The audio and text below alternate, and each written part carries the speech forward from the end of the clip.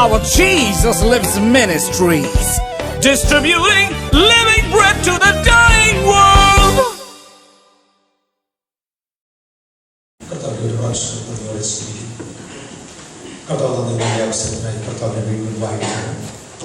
നമ്മൾ സ്നാനത്തെക്കുറിച്ച് ആദ്യം ഒരു അല്പസമയം പഠിക്കും. അതിനുശേഷം ദൈവത്തിലുള്ള ഇതര ഭാഗങ്ങളിലൂടെ ദൈവം നയിക്കുന്നവർ പോകും. സ്നാന ശുശ്രൂഷയോടുകൂടെ ഇന്നത്തെ രാവിലത്തെ മീറ്റിംഗ് അവസാനിക്കും. ഇത്രയൊക്കെയാണ് എൻ്റെ ഭാഗത്തിരിക്കുന്ന കണക്കുകൂട്ടലുകൾ. കർത്താവ് ബാക്കി കാര്യങ്ങൾ ചെയ്യട്ടെ. സ്നാനം, ഞാൻ ആധികാരികമായ വിഷയത്തെക്കുറിച്ച് അറിയേണ്ടതിന് വേണ്ടി സ്നാനപ്പെട്ടവർക്കും സ്നാനപ്പെടാൻ ഉള്ളവർക്കും സ്നാനത്തെക്കുറിച്ച് ചിന്തിച്ചിട്ട് പോലും ഇല്ലാത്തവർക്കും ഒരുപോലെ പ്രയോജനമാകുമാറ് ആ വിഷയം തൊടാൻ ആഗ്രഹിക്കും. ഒന്ന്, സ്നാനം എന്നുള്ള വാക്കിൻ്റെ അർത്ഥം എന്ത്? സ്നാനം എന്ന വാക്കിൻ്റെ അർത്ഥം ബാപ്റ്റിസോ എന്ന എബ്രായ ഗ്രീക്ക് വാക്കിൽ നിന്നാണ് ബാപ്റ്റിസം എന്ന വാക്ക് വന്നത്. ബാപ്റ്റിസോ എന്ന ഗ്രീക്ക് വാക്കിൽ നിന്നാണ് ബാപ്റ്റിസം എന്ന വാക്ക് വന്നത്. ആ ഗ്രീക്ക് വാക്കിന് 3 അർത്ഥങ്ങളുണ്ട്. ഗ്രീക്ക് ലെക്സിക്കനിൽ അല്ലെങ്കിൽ ഗ്രീക്ക് ഡിക്ഷണറി, അവരെ ഡിക്ഷണറി വിളിക്കുന്ന ലെക്സിക്കൻ എന്നാണ്. ഗ്രീക്ക് ലെക്സിക്കനിൽ അതിന് 3 അർത്ഥങ്ങളുണ്ട്. ഒന്ന്, സാധാരണക്കാരൻ്റെ അർത്ഥം. സാധാരണക്കാരൻ്റെ അർത്ഥത്തിൽ നനയുക എന്ന് മാത്രമേ അതിനർത്ഥമുള്ളൂ. തളിച്ചാകാം, ഒഴിച്ചാകാം, ഒഴുകിയാകാം, മുങ്ങിയാകാം. നനയുക, അതിൽ കവിഞ്ഞൊരർത്ഥം അതിനില്ല. മഴയത്ത് ഒരാൾ ഇറങ്ങി നിന്നാൽ സ്നാനമായി, വെള്ളത്തിൽ ഒരാൾ വീണാൽ സ്നാനമായി, കുളിക്കുമ്പോൾ എല്ലാം സ്നാനമായി. ആ വാക്കുകളിൽ നിന്നാണ് സ്നാനം എന്ന പദം വന്ന് പലയിടത്തുണ്ട്. നനയുക. രണ്ടാമത്തെ വാക്കിനെ ടെക്നിക്കൽ ലാംഗ്വേജ്, ടെക്നീഷ്യൻസ്, എഞ്ചിനീയേഴ്സ് ഉപയോഗിക്കുന്നതാണ്. ടെക്നിക്കൽ ലാംഗ്വേജിൽ ബാപ്റ്റിസോ എന്ന വാക്കിൻ്റെ അർത്ഥം ഇലക്ട്രോപ്ലേറ്റ് ചെയ്യുക, ബ്രഷ് പെയിൻറ് ചെയ്യുക, പൗഡർ കോട്ട് ചെയ്യുക എന്നിത്യാദി. എങ്ങനെയും പെയിൻ്റ് അടിക്കുക. മൂന്നാമത്തെ അർത്ഥം റിലീജിയസ് അർത്ഥമാണ്. റിലീജിയസ് അർത്ഥം to dip deep into the water for a command of a religious person. ഒരു മതപരമായ വ്യക്തിയുടെ കൽപ്പനയുടെ മുമ്പിൽ ഒരുവരെ വെള്ളത്തിൻ്റെ അടിയിലേക്ക് നിമജ്ജനം ചെയ്ത് ഉയർത്തുക. 3 അർത്ഥങ്ങളായിരുന്നു.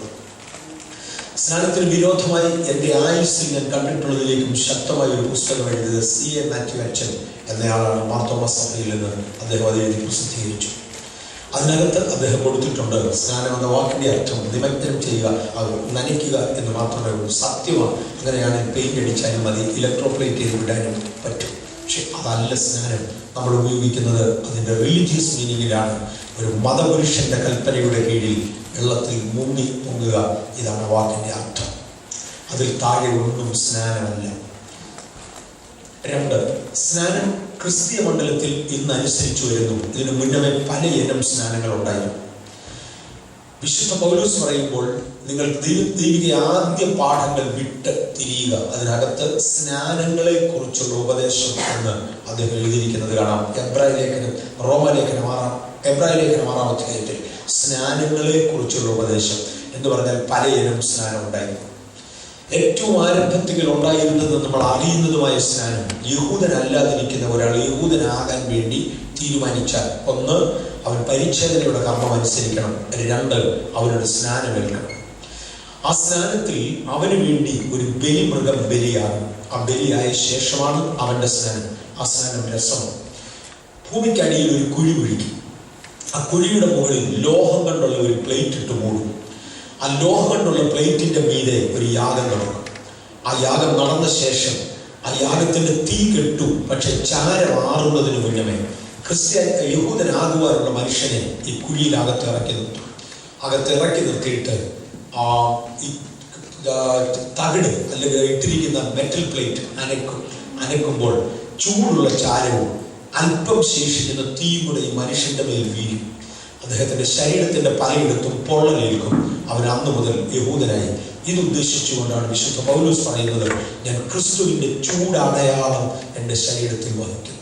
ഞാനതല്ലായിരുന്നു, ഇങ്ങോട്ട് മാറി അതിൻ്റെ അടയാളം എൻ്റെ ശരീരത്തുണ്ട്. ജാതിയിൽ നിന്നൊരുത്തൻ യഹൂദനായാൽ അവൻ ചൂടടയാളവും കൊണ്ടേ നടക്കാൻ പറ്റുള്ളൂ. എങ്കിൽ മാത്രമേ ഒരു യഹൂദനായി എന്നറിയത്തുള്ളൂ. വിവിധ തരം സ്നാനങ്ങളെ കുറിച്ച് തൊടുകയാണ്. ജാതികളിൽ നിന്ന് യഹൂദനാകാനുണ്ടായിരുന്ന സ്നാനം. നമ്മുടെ ഇന്നത്തെ സ്നാനം അതല്ല, നാം ക്രിസ്തീയ സ്നാനത്തിലാണ്. രണ്ടാമത് അറിയപ്പെട്ടിരുന്ന സ്നാനം യോഹന്നാന്റെ സ്നാനം. അതിനിടയ്ക്ക് യഹൂദന്മാർക്ക് മറ്റും സ്നാനങ്ങൾ ഉണ്ടായിരുന്നു.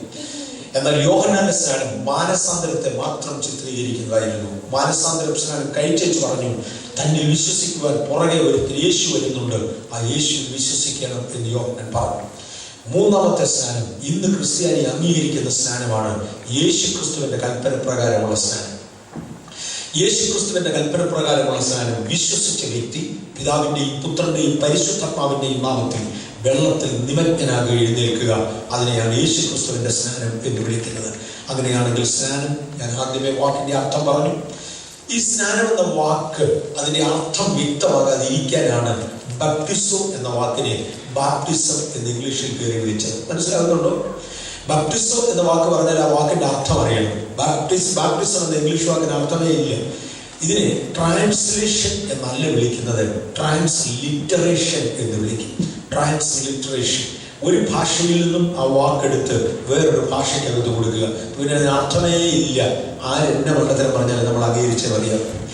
ബാപ്റ്റിസം എന്ന വാക്കിനെ ട്രാൻസ്ലിറ്ററേറ്റ് ചെയ്ത് ബാപ്റ്റിസം എന്ന വാക്ക് ഇംഗ്ലീഷിലാക്കി. പക്ഷെ അതിന്റെ ഒറിജിനൽ സ്ക്രിപ്റ്റ് നോക്കിയെങ്കിൽ മാത്രമേ അർത്ഥം മനസ്സിലാവൂ. പലയിടം അർത്ഥമുള്ളത് ഒരു ക്രിസ്ത്യാനിക്ക് ആവശ്യമുള്ളത് യേശു ക്രിസ്തുവിന്റെ കൽപ്പന പ്രകാരമുള്ള സ്നാനം. സ്നാനങ്ങൾ പലതുണ്ടായിരുന്നു. ഇതിനകത്ത് ക്രിസ്ത്യാനി അംഗീകരിക്കുന്ന സ്നാനം അല്ലെങ്കിൽ ബൈബിൾ അംഗീകരിക്കുന്ന സ്നാനം യേശുവിന്റെ കൽപ്പന പ്രകാരമുള്ള സ്നാനം. ബൈബിൾ അംഗീകരിക്കാത്ത നിരവധി സ്നാനങ്ങൾ ഇന്ന് നിലവിലുണ്ട്. പല കൾട്ട് ഗ്രൂപ്പുകൾ. കൾട്ട് ഗ്രൂപ്പ് എന്ന് പറഞ്ഞാൽ ആ വാക്കിന്റെ അർത്ഥം മനസ്സിലാക്കണം. കൾട്ട് എന്ന വാക്കിന്റെ അർത്ഥം എന്താ? ഞാൻ സ്നാന ക്ലാസ് എടുക്കുന്നതെങ്കിലും എനിക്ക് തോന്നുന്നത് നമുക്ക് ഒരു നല്ല അർത്ഥമായിരിക്കും, നല്ലൊരു ക്ലാസ് ആയിരിക്കണം. കൾട്ട് എന്ന വാക്കിന്റെ അർത്ഥം എന്തോ? മെയിൻ സ്ട്രീമിൽ നിന്ന് മാറി ഒരു കരിസ്മാറ്റിക് ലീഡറുടെ കീഴിൽ പ്രവർത്തിക്കുന്ന ഒരു ഗ്രൂപ്പിനെയാണ് കൾട്ട് ഗ്രൂപ്പ് എന്ന് വിളിക്കുന്നത്. കൾട്ടിന് ഡിക്ഷണറി കൊടുക്കുന്ന ഒന്നാമത്തെ എക്സാമ്പിൾ അറിയാമോ? യഹൂദമതത്തിന്റെ കൾട്ടാണ് ക്രിസ്ത്യാനിത്വം. യഹൂദനിൽ നിന്ന് മാറിയ ഗ്രൂപ്പായി ക്രിസ്ത്യാനി. യഹൂദമതത്തിന്റെ കൾട്ടാണ് ക്രിസ്ത്യാനിത്വം. കൾട്ട് എന്ന വാക്കിന് ഒരു നെഗറ്റീവ് അർത്ഥം ഇല്ല. പക്ഷേ കൾട്ടിക് ടെൻഡൻസികളാണ് നെഗറ്റീവായി മാറുന്നത്. കൾട്ടിക് ടെൻഡൻസി എന്ന് പറഞ്ഞാൽ മറ്റാരും പറയുന്നത് കേൾക്കുകയില്ല, എൻ്റെ അക്കൗണ്ട് വേറെ കാണിക്കുകയില്ല, ഞാൻ ആരെയും അനുസരിക്കത്തില്ല, എനിക്ക് തോന്നിയ പോലെ നടക്കുന്നത്. അതിനെയാണ് കൾട്ടിക് ടെൻഡൻസി എന്ന് വിളിക്കുന്നത്. ഓക്കെ, പല കൾട്ട് ഗ്രൂപ്പുകളും എന്ന് പറഞ്ഞാൽ മെയിൻ സ്ട്രീമുകളിൽ നിന്ന് മാറിയ പല ഗ്രൂപ്പുകളും, ക്രിസ്ത്യാനിത്വം എന്ന മെയിൻ ലൈനിൽ നിന്ന് മാറിയ പലരും അവരവരുടെ സൗകര്യാർത്ഥം സ്നാനത്തെ പല രീതിയിൽ ഉപയോഗിക്കുന്നുണ്ട്. ശിശുക്കളെ, ഒന്നും അറിയാത്ത കുഞ്ഞുങ്ങളെ വെള്ളത്തിൽ മുക്കിയിട്ട് അല്ലെങ്കിൽ തളിച്ചിട്ട് അത് സ്നാനമായി എന്ന് പറയുന്നവരുണ്ട്. തൃശ്ശൂരിൽ ഇന്ന് നിലവിലുള്ള, കേരളത്തിലെ തൃശ്ശൂരിൽ ഇന്ന് നിലവിലുള്ള ഒരു ഗ്രൂപ്പിൽ നിന്ന് ഒരു സ്ത്രീ ബാംഗ്ലൂരിലെ എൻ്റെ ചർച്ചയിൽ വന്നു. അവരുടെ വിശദീകരണ പ്രകാരം സ്നാനം എന്ന് പറയുന്നത് നാം ശക്തിയായി കൈകൊട്ടി ആരാധിക്കണം. അങ്ങനെ ആരാധിക്കുമ്പോൾ ശരീരം വിയർക്കും, വസ്ത്രങ്ങൾ നനയും. അങ്ങനെ വസ്ത്രങ്ങൾ നനയുമാർ ശരീരം വിയർക്കുന്ന ആ നനവിനെയാണ് സ്നാനമെന്ന് വിളിക്കുന്നത്. അതൊന്നും വേണമെന്നാണ് അവരുടെ അഭിപ്രായം. കൊച്ചു കുഞ്ഞുങ്ങൾ ഉണ്ടാകുമ്പോഴേ അവരെ തളിച്ചു വിട്ടാൽ സ്നാനമായി എന്ന് പറയുന്നവരുണ്ട്. ബൈബിളിന്റെ പ്രമാണപ്രകാരം വിശ്വസിക്കുന്നവരെ പിതാവിന്റെയും പുത്രന്റെയും പരിശുദ്ധാത്മാവിന്റെയും നാമത്തിൽ അഭിഷിക്തനായ ഒരു പുരുഷന്റെ കൈക്കീഴിൽ മുക്കിപ്പോക്കുന്നതിനെയാണ് സ്നാനം എന്ന് വിളിക്കുന്നത്. എന്നെ വിശദീകരണം മുഴുവൻ പറയാം, ഇതിനകത്തെ വാക്യം മനസ്സിലാക്കാം. ഭൂമിയിൽ എന്തെങ്കിലും ഒരു കാര്യം നമ്മൾ ശരിക്കും ചെയ്യുന്നെങ്കിൽ അതിന്റെ പുറകിൽ നമുക്കൊരു ആധികാരികത വേണം, ഒരു അതോറിറ്റി. സ്നാനത്തിന്റെ അതോറിറ്റി എന്ത്? ഞാൻ അവിടെ മുതൽ അല്പം കൂടെ ഗൗരവമായി പോകാൻ വേഗത്തിലായിരിക്കും. സ്നാനത്തിന്റെ അതോറിറ്റി എന്ത്? യോഹന്നാന്റെ സുവിശേഷം 1-ാം അധ്യായത്തിന്റെ 33-ാമത്തെ വാക്യത്തിൽ ആറാമത്തെ വാക്യത്തിൽ, യോഹന്നാന്റെ സുവിശേഷം 1-ാം അധ്യായത്തിന്റെ 6-ാമത്തെ വാക്യത്തിൽ ദൈവം അയച്ചിട്ട് ഒരു മനുഷ്യൻ വന്നു, അവന് യോഹന്നാൻ എന്നു പേർ. സ്നാപക യോഹന്നാനെ കുറിച്ച് പറയുന്നതാണ്. അദ്ദേഹത്തെ അയച്ചത് പിതാവായ ദൈവമാണ്. ദൈവം അയച്ചിട്ട് ഒരു മനുഷ്യൻ വന്നു, അവന് യോഹന്നാൻ എന്നു പേർ. 1-ാം അധ്യായത്തിന്റെ 33-ാമത്തെ വാക്യം പറഞ്ഞു, എങ്കിലും വെള്ളത്തിൽ സ്നാനം കഴിപ്പിപ്പാൻ എന്നെ അയച്ചവൻ എന്നോട് പറഞ്ഞു. അയച്ചത് ആരാണ്? ദൈവം അയച്ചത്. എന്തിനാ അയച്ചത്? വെള്ളത്തിൽ സ്നാനം കഴിപ്പിക്കാൻ. എങ്കിൽ വെള്ളത്തിലെ സ്നാനം പിതാവായ ദൈവത്താൽ അയക്കപ്പെട്ടു. അതാണ് അതിന്റെ 1-ാമത്തെ അധികാരം. വെള്ളത്തിലെ സ്നാനം പിതാവായ ദൈവത്താൽ അയക്കപ്പെട്ടു. അതാണ് അതിന്റെ 1-ാമത്തെ അധികാരം. 2, കർത്താവായ യേശു ക്രിസ്തു വിശുദ്ധ മർക്കോസിന്റെ സുവിശേഷം 16:16 പറഞ്ഞു, വിശ്വസിക്കുകയും സ്നാനമേൽക്കുകയും ചെയ്യുന്നവൻ രക്ഷിക്കപ്പെടും. യേശു സ്നാനത്തെ കുറിച്ച് കൽപ്പിച്ചു. അതാണ് അതിന്റെ 2-ാമത്തെ അധികാരം. 3, മത്തായിയുടെ സുവിശേഷം 28:19 യേശു പറഞ്ഞു, നിങ്ങൾ പോകുമ്പോൾ ലോകമൊക്കെയും സുവിശേഷീകരിക്കണം, വിശ്വസിക്കുന്നവരെ പിതാവിന്റെയും പുത്രന്റെയും പരിശുദ്ധാത്മാവിന്റെയും നാമത്തിൽ സ്നാനം കഴിപ്പിക്കണം എന്ന് പറഞ്ഞു. ഇത് യേശുവിന്റെ അന്ത്യകൽപ്പനയാണ്. അന്ത്യകൽപ്പന എന്ന വാക്കിന് ഭയങ്കര അർത്ഥമാണ്. അന്ത്യകൽപ്പന എന്ന വാക്കിന് നിങ്ങൾക്കറിയാമോ, അന്ത്യകൽപ്പന എന്ന് നമ്മൾ ഇതിനെ മലയാളത്തിൽ വിളിക്കുന്നെങ്കിൽ ഇതിനെ അല്പം കൂടെ ബഹുമാനിക്കുന്നവർ പറയുന്നത് it's a last commission of Jesus. ആ പദം കേട്ടിട്ടുണ്ടോ? The last commission of Jesus. Commission എന്ന വാക്കിന്റെ അർത്ഥം അറിയാമോ? It's big. ഈ ബ്രിട്ടീഷുകാരാണ് കമ്മീഷൻ എന്ന പദം ആദ്യം ഉണ്ടാക്കുന്നത്. അന്ന് ഡിഫൻസിൽ കമ്മീഷൻ കൊടുക്കുന്ന ആളുകൾക്ക് റോയൽ എയർഫോഴ്സിലും റോയൽ നേവിയിലും ആർമിയിലും ഇന്നും ഡിഫൻസിൽ കമ്മീഷൻ കൊടുക്കുന്ന ആളുകൾക്ക് എഴുതി കൊടുക്കുന്ന ഒരു സ്ലിപ്പുണ്ട്.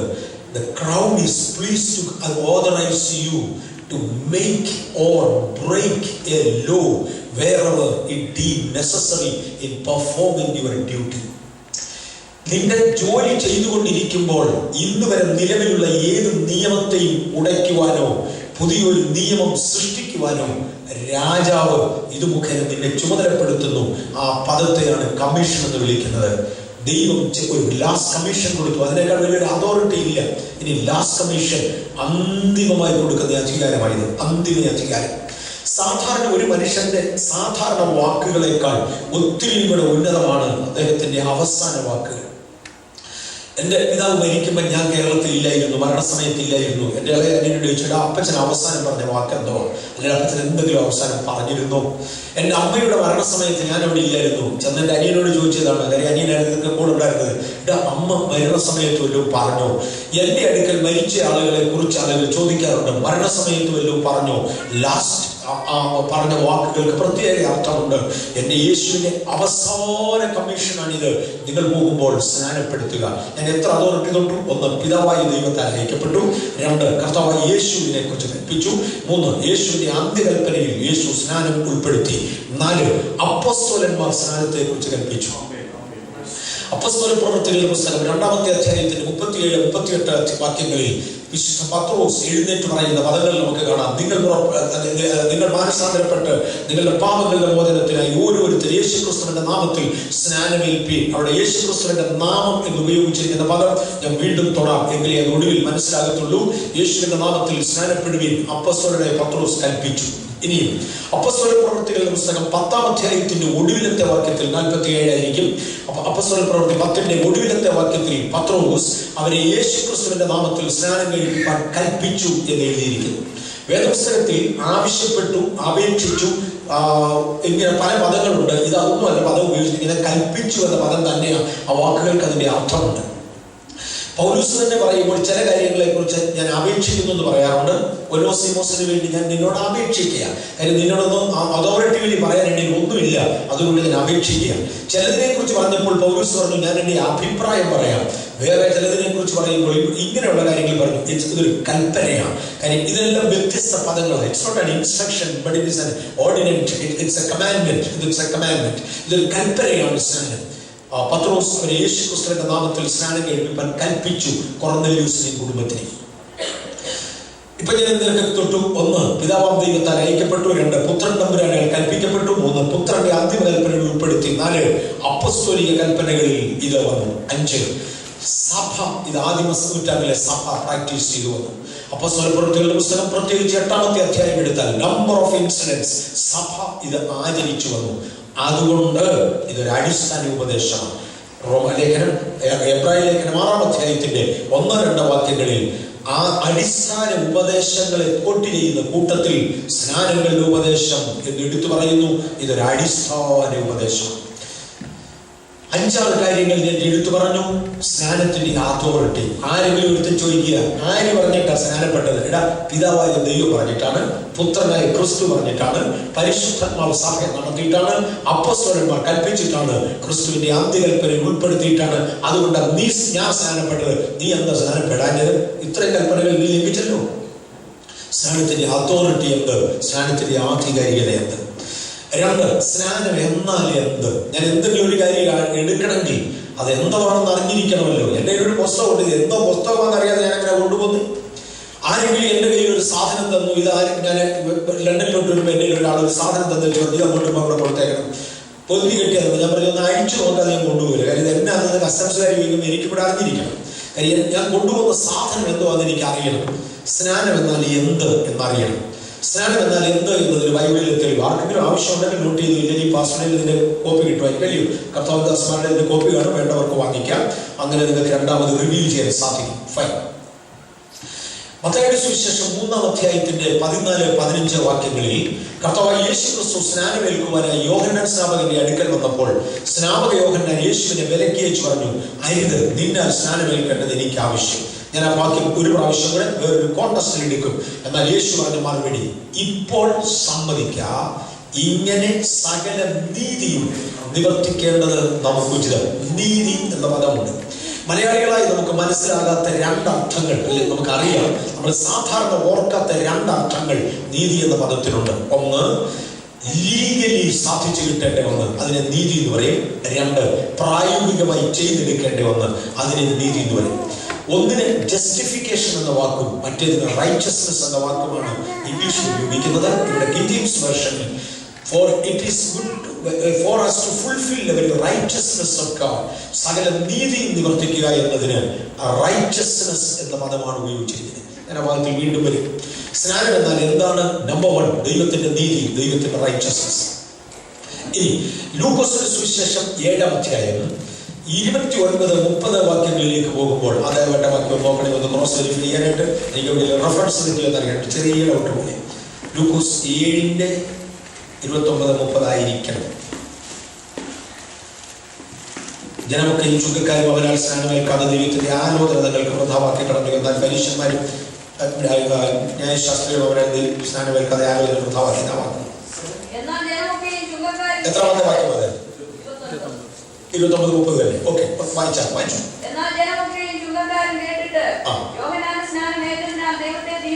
അവിടെ നീതീകരിച്ചു എന്ന പദമാണ്. മറിക്കല്ലേ, മുമ്പേ ഞാൻ മത്തായിയുടെ സുവിശേഷത്തിൽ എടുത്തു പറഞ്ഞു നീതീകരിച്ച്, ദൈവത്തിന്റെ നീതി എന്ന് പറഞ്ഞു. അവിടെ ഉപയോഗിച്ചിരിക്കുന്നത് ജസ്റ്റിഫിക്കേഷൻ എന്ന വാക്കാണ്.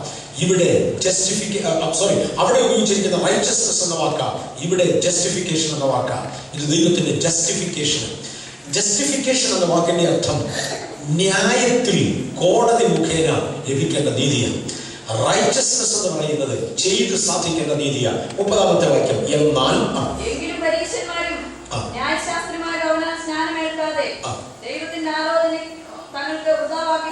പരീശന്മാരും ന്യായശാസ്ത്രികളും സ്നാനമേൽക്കാതെ കടലിൽ നിന്നുകൊണ്ട് അവരാൽ സ്നാനമേൽക്കാതെ ദൈവത്തിന്റെ ആലോചനയെ തങ്ങൾക്ക് തന്നെ വൃഥാവാക്കി. അവിടെ ദൈവത്തിന്റെ ആലോചനയാണ് സ്നാനം. ഞാൻ ഒന്ന് ഓടിച്ചു തൊട്ടു വരട്ടെ. ഇനി ആദ്യമേ ഞാൻ പറഞ്ഞു ദൈവത്തിന്റെ റൈച്ചസ്നെസ് ആണ്, ചെയ്ത് സാധിക്കേണ്ട നീതി. രണ്ടാമത് പറഞ്ഞു it's a justification of God, ദൈവത്തിന്റെ നീതിന്യായ കോടതിയിൽ ലഭിക്കേണ്ട നീതി. മൂന്ന്, ദൈവത്തിന്റെ കൗൺസിൽ, ദൈവത്തിന്റെ ആലോചന. ഞാൻ ഈ പദം ഒന്ന് ചേർത്ത് മത്തായിയുടെ സുവിശേഷം 3-ാം അധ്യായത്തിൽ വരാൻ പോകാം. നമ്മുടെ കർത്താവായ യേശു ക്രിസ്തു സ്നാനമേൽക്കേണ്ടതിന് വേണ്ടി ഗലീലയിൽ നിന്ന് യോർദാൻ വരെ നടന്നു വന്നു. നിങ്ങൾക്കറിയാം ഇത് തമ്മിലുള്ള ദൂരം എന്നാ ഉള്ളത്? 60 മൈലോളം വരും. ഗലീലയിൽ നിന്നും യോർദാൻ വരെ 60 മൈലോളം ദൂരമുണ്ട്. യേശു പല കാര്യങ്ങൾക്ക് പോയ കൂട്ടത്തിൽ ഒന്ന് മുങ്ങുകയും കൂടെ ചെയ്തേക്കാമെന്ന് പറഞ്ഞ് വന്നതല്ല. സ്നാനം എന്ന ഒറ്റ ലക്ഷ്യത്തിന് വേണ്ടി പോയത്. രണ്ടും രണ്ടാണ്. ഞാൻ ഇന്നിവിടെ മീറ്റിംഗ് നിൽക്കുന്നത് UK വന്ന കൂട്ടത്തിൽ ഇവിടെ വന്നത്, ഇവരിത് ക്രമീകരിച്ച കൂട്ടത്തിലൊരു മീറ്റിംഗാണ്. പക്ഷെ UK വരെ വന്നെന്ന് പറയുന്നത് മീറ്റിങ്ങിന് വേണ്ടി മാത്രമാണ്. ഞാൻ പോകുന്ന കൂട്ടത്തിൽ മുട്ടായി വാങ്ങിച്ചോണ്ട് പോയേക്കും, അത് വേറൊരു കാര്യം. ഞാനിവിടെ വന്നത് മുട്ടായിക്കല്ല, ഞാനിവിടെ വന്നത് മീറ്റിങ്ങിന്. യേശു യോർദാൻ വരെ നടന്നത് 60 മൈൽ വൺ വേ നടന്നത് സ്നാനത്തിനാണ്. ഇത് അൺഇമ്പോർട്ടന്റ് അല്ല. യേശു കാൽക്കടയായി നടന്ന് യോർദാൻ വരെ എത്തി. യോർദാനിൽ എത്തിയവർ കാണുന്ന കാഴ്ച ഭയങ്കരം. പരീശന്മാരും ന്യായശാസ്ത്രികളും കരയ്ക്കിരുന്ന് വരെ ചുമ്മാതാ ചുമ്മാതാ ഒന്നതാ വാക്യം വായിച്ചത്. പരീശന്മാരും ന്യായശാസ്ത്രികളും ഇത് ചുമ്മാതാന്ന് പറഞ്ഞ് വഴിയിറങ്ങി നിൽക്കുന്നു, കടവിനോടെ നിൽക്കുന്നു. യേശു അതൊക്കെ കേൾക്കാത്ത പോലെ നടന്ന് കടലിലോട്ട് ഇറങ്ങുമ്പോൾ അന്ന് വരെ അറിയപ്പെട്ടതിലെ ഒന്നാമത്തെ ആത്മവീരനാണ് സ്നാപക യോഹന്നാൻ. അദ്ദേഹം വിളിച്ചു പറയുന്നു, അരുത്, നിന്നാൽ സ്നാനമേൽക്കേണ്ടത് എനിക്ക് ആവശ്യം, പിന്നെ നീ എന്റെ അടുക്കൽ വരുന്നു. യേശു യോഹന്നാനോട് തിരിച്ചു പറഞ്ഞ മറുപടിയെ, യോഹന്നാനെ ആ കരയിൽ നിൽക്കുന്ന പരീശനെ പോലെ വർത്താനം പറയാതടാ, ഇപ്പുറത്ത് നിൽക്കുന്ന ന്യായശാസ്ത്രിയെ പോലെ സംസാരിക്കാതടാ, അവന്മാർക്ക് ഇത് വെറുതെയാ. പക്ഷെ നീ ദൈവത്താൽ അയക്കപ്പെട്ടവനും ഞാൻ ദൈവത്തിന്റെ പുത്രനുമാകയാൽ നമുക്കിത് ഉചിതമാണ്. മറ്റവരെ വിട്. നിങ്ങളോട് സ്നാനം വേണ്ട എന്ന് പറയുന്നത് ഒരുപാട് ന്യായശാസ്ത്രികൾ ഞാൻ ദൈവത്താൽ നിയമിക്കപ്പെട്ടവനാകയാൽ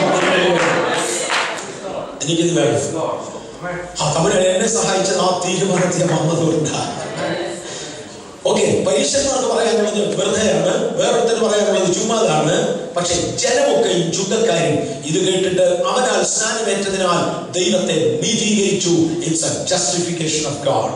നമ്മൾ മൂന്ന് കാര്യം കണ്ടു. Number 1, it's a righteousness of God. ഇനി ജസ്റ്റിഫിക്കേഷനും റൈച്ചസ്നെസ്സും തമ്മിലുള്ള വ്യത്യാസമുണ്ട്.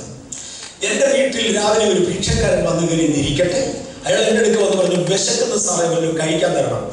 I can be justified. നീ എന്നെ നേരത്തെ ഏൽപ്പിച്ചിട്ടില്ലല്ലോ, ഗെറ്റ് ലോസ്റ്റ്. അതതിന്റെ ജസ്റ്റിഫിക്കേഷനാണ്. പക്ഷെ അവന് കഴിക്കാൻ കൊടുക്കുന്നത് അതിന്റെ റൈച്ചസ്നെസ് ആണ്. നിങ്ങൾക്ക് മനസ്സിലാകുന്നുണ്ടോ? സ്നാനം ദൈവത്തിന്റെ റൈച്ചസ്നെസ് ആണ്. എനിക്കത് തോന്നിയില്ല, നോക്കൂ, പറഞ്ഞു വിടാം, no problem, no doubt. But it is a righteousness of God. നിവർത്തിച്ച് സാധിക്കേണ്ട റൈച്ചസ്നെസ്, നിവർത്തിച്ച് സാധിക്കേണ്ട റൈച്ചസ്നെസ്. 2, കോടതിയുടെ മുമ്പിൽ ലഭിക്കേണ്ട ജസ്റ്റിഫിക്കേഷൻ. എന്താ കോടതിയുടെ മുമ്പിൽ ലഭിക്കേണ്ട ജസ്റ്റിഫിക്കേഷൻ എന്നറിയാമോ?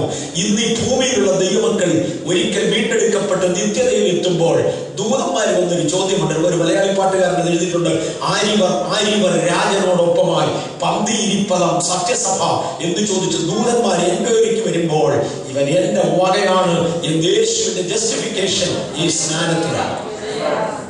It's a justification. നമ്മൾ വിചാരിക്കുന്നതിനേക്കാൾ വലിയ അർത്ഥമായിരുന്നു. Okay, it's a righteousness, it's a justification. And third, it's a counsel of God. പലപ്പോഴും ആളുകൾ എന്റെ അടുക്കൽ കൗൺസിലിങ്ങിന് വരും. തമ്പുരാന്റെ അടുക്കൽ കൗൺസിലിങ്ങിന് പോയാൽ തമ്പുരാൻ ആദ്യം പറയുന്നത് പോയി മുങ്ങിയച്ചോ പിന്നെ ബാക്കി പറയാം. It's a counseling of God. ദൈവത്തിന്റെ കൗൺസിലാണ്. ഇനി പത്രോസിന്റെ ലേഖനം പറഞ്ഞു, 1 പത്രോസ് 3 സ്നാനമോ ഇപ്പോൾ ദൈവത്തോട് നല്ല മനസ്സാക്ഷിക്കായുള്ള അപേക്ഷയാണ്. It's a prayer unto God. സ്നാനം ഒരു പ്രാർത്ഥനയാണ്. മതി, 3 മതി. സ്നാനം അടിസ്ഥാന ഉപദേശമാണ്. സ്നാനം ബൈബിളിന്റെ ഉപദേശമാണ്. ഒരുപാട് കാര്യങ്ങൾ. സ്നാനം എന്ന് പറഞ്ഞാൽ എന്തോ, ഞാൻ എല്ലാം കൂടെ അരമണിക്കൂറുകൊണ്ട് നിർത്താൻ പോവുകയാണ്. എന്റെ ഓർമ്മയിൽ 47 ഡീറ്റെയിൽ പോയിന്റ്സ് ഉണ്ട് സ്നാനത്തിന്. ഇത്രയധികം ബൈബിളിൽ വിശദീകരിച്ചിരിക്കുന്ന ആശയങ്ങൾ കുറവാണ്. അതുകൊണ്ട് ഇത്ര ഗൗരവമായി പിശാചിനെ എതിർക്കുന്നത്.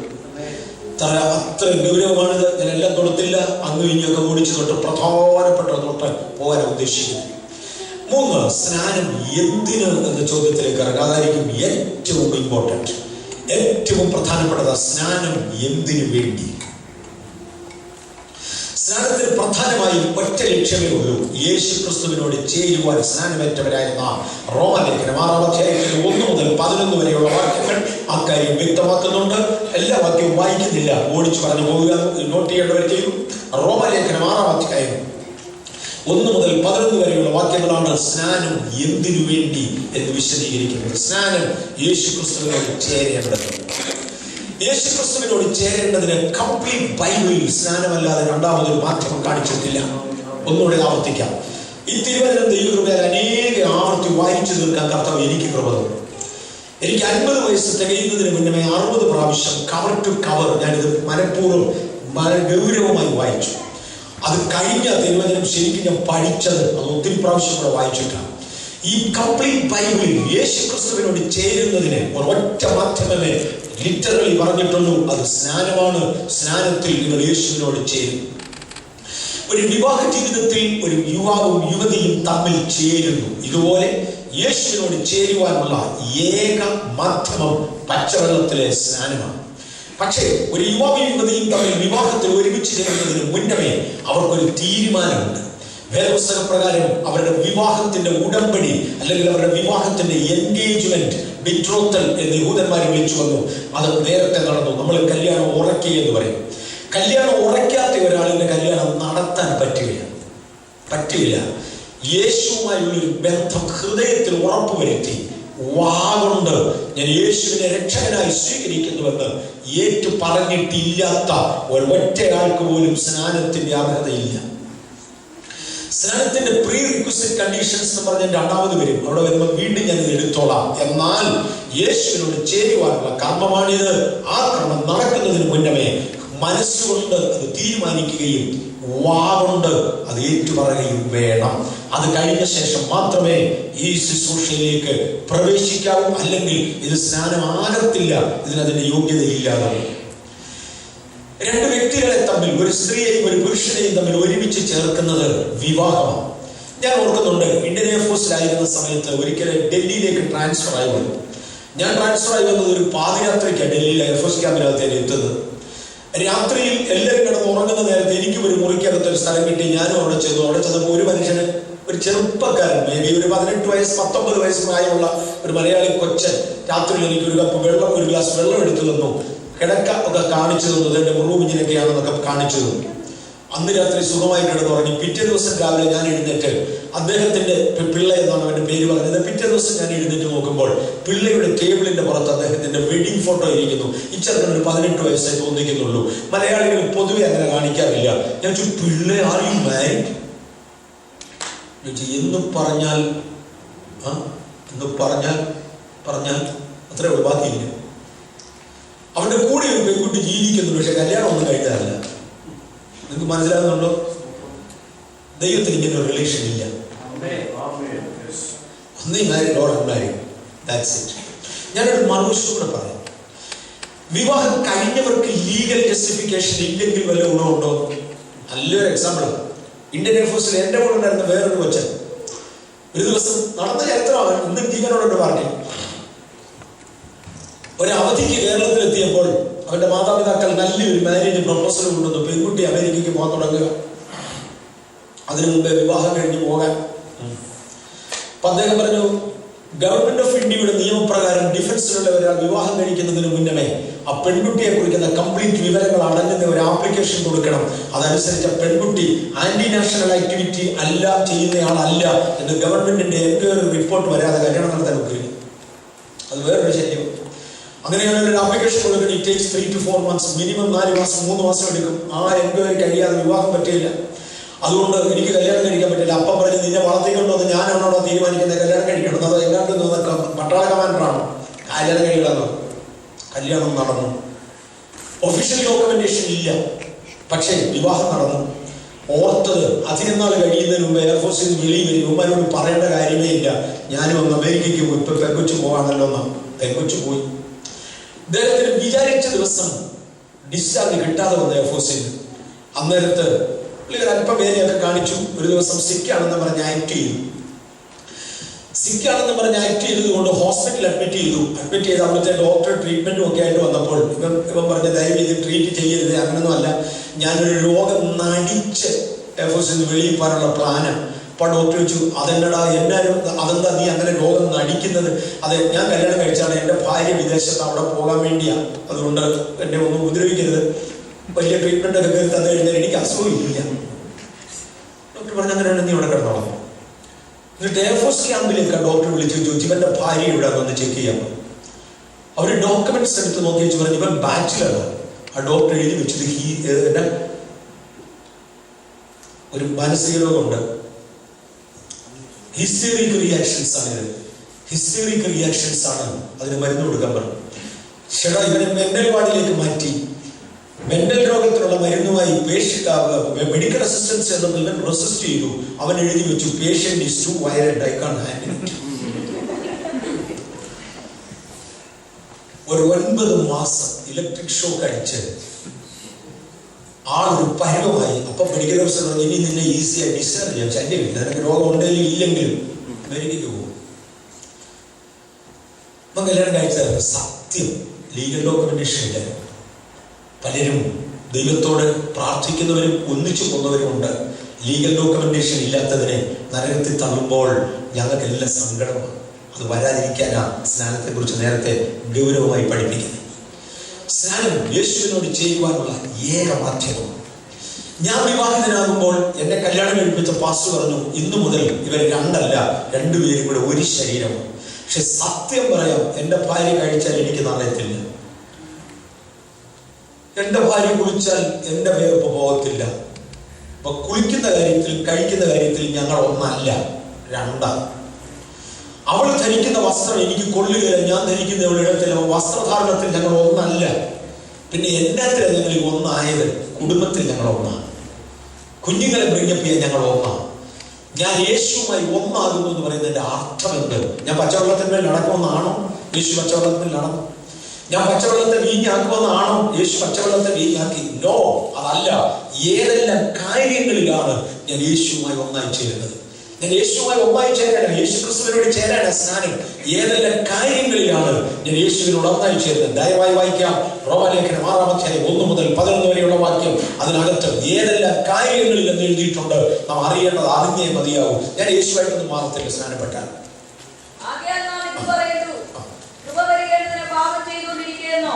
ഒരു നാളും വരുത്. പാപസംബന്ധമായി മരിച്ചവരായ നാം ഇനി അതിൽ ജീവിക്കുന്നത് എങ്ങനെ? അല്ല, യേശുക്രിസ്തുവിനോട് ചേരുവാൻ സ്നാനമേറ്റവരായ നാം എല്ലാവരും അവന്റെ മരണത്തിൽ പങ്കാളികളാകുവാൻ സ്നാനമേറ്റിരിക്കുന്നു എന്ന് നിങ്ങൾ അറിയുന്നില്ലയോ? ഒന്ന് യേശുവിന്റെ മരണത്തിൽ പങ്കാളികളാകുവാൻ സ്നാനമേറ്റു. ഞാൻ കാൽവറിയിൽ കയറിയില്ല, ക്രൂശിൽ കയറിയില്ല, മരിച്ചില്ല. സ്നാനപ്പെടുന്നതോടുകൂടെ ലീഗലി തമ്പുരാൻ പറഞ്ഞു, എന്റെ മരണം ഞാൻ ഇവന്റെ മേൽ കൈമാറി. ക്രിസ്തുവിന്റെ മരണം എന്റെ മേൽ പിതാവ് ഔദ്യോഗികമായി കൈമാറിയതാണ്. ഞാൻ മുമ്പേ പറഞ്ഞു, ഞാൻ വിവാഹം കഴിക്കുന്ന സമയത്ത് ഞാൻ ഇന്ത്യൻ എയർഫോഴ്സിൽ ജോലി ചെയ്യുക. എന്റെ വിവാഹം കഴിഞ്ഞ് 1/2 മിനിറ്റിനകം 30 സെക്കൻഡ് കഴിഞ്ഞ് എന്റെ വിവാഹം കഴിഞ്ഞ് ഞങ്ങൾ രണ്ടുപേരും രജിസ്റ്ററിൽ ഒപ്പുവെച്ചു. ഇവർ ഒരു ശരീരമായിരിക്കുന്നു എന്ന് പാസ്റ്റർ പി. ഫിലിപ്പാണ് എന്നെ കല്യാണം കഴിപ്പിച്ച് അദ്ദേഹം ഡിക്ലെയർ ചെയ്തു. ഞങ്ങൾ വെളിയിലോട്ട് വന്നു. 1/2 മിനിറ്റിനകം ഞാൻ എന്നെ ചത്തുപോയിരുന്നെങ്കിൽ നിങ്ങൾക്കറിയാമോ, എയർഫോഴ്സിൽ നിന്ന് കിട്ടേണ്ട സകല ബെനിഫിറ്റും 1/2 മിനിറ്റ് മുമ്പേ കല്യാണം കഴിഞ്ഞ് എന്റെ ഭാര്യ കിട്ടി. ഇവിടെ ഒരു ദിവസം എനിക്ക് യൂണിഫോം തയ്ച്ച് തന്നിട്ടില്ല, എനിക്ക് ചായ ഇട്ട് തന്നിട്ടില്ല, ഇത് കുടിച്ചോണ്ട് ജോലിക്ക് പോകാൻ. എന്നാലും സകല ബെനിഫിറ്റ് കിട്ടും. കാര്യം ലീഗലി ഗ്രാൻഡഡ്. നിങ്ങൾക്കിത് മനസ്സിലാകുന്നുണ്ടോ? ക്രിസ്തുവിന്റെ മരണം എന്നിലേക്ക് ലീഗലി കൺഫേം ചെയ്യുന്നത് സ്നാനമാണ്. അവന്റെ മരണത്തിൽ ഏകീഭവിച്ചു. താവട്ടെ വെച്ചു. അങ്ങനെ നാം അവന്റെ മരണത്തിൽ പങ്കാളികളായിരിക്കുന്ന സ്നാനത്താൽ അവനോടുകൂടെ കുഴിച്ചിടപ്പെട്ടു. 2, ക്രിസ്തുവിന്റെ ബറിയലിനോട് ഞാൻ ഏകീഭവിക്കപ്പെടുകയാണ്. ഇന്ന് ഞാൻ വെള്ളത്തിലേക്ക് ഒരാളിനെ മുക്കുമ്പോൾ കണ്ടോണ്ട് നിൽക്കുന്ന നാട്ടുകാരൻ പറയും ചുമ്മാതാണെന്ന്. സ്വർഗത്തിൽ നിന്ന് പിതാവ് പറയും, എന്റെ പുത്രന്റെ കൂടെ ഒരാളും കൂടെ അടക്കപ്പെടുന്നു. ബറിയൽ അടക്കത്തോട് ഏകീഭവിക്കുന്നു. അടുത്തത്,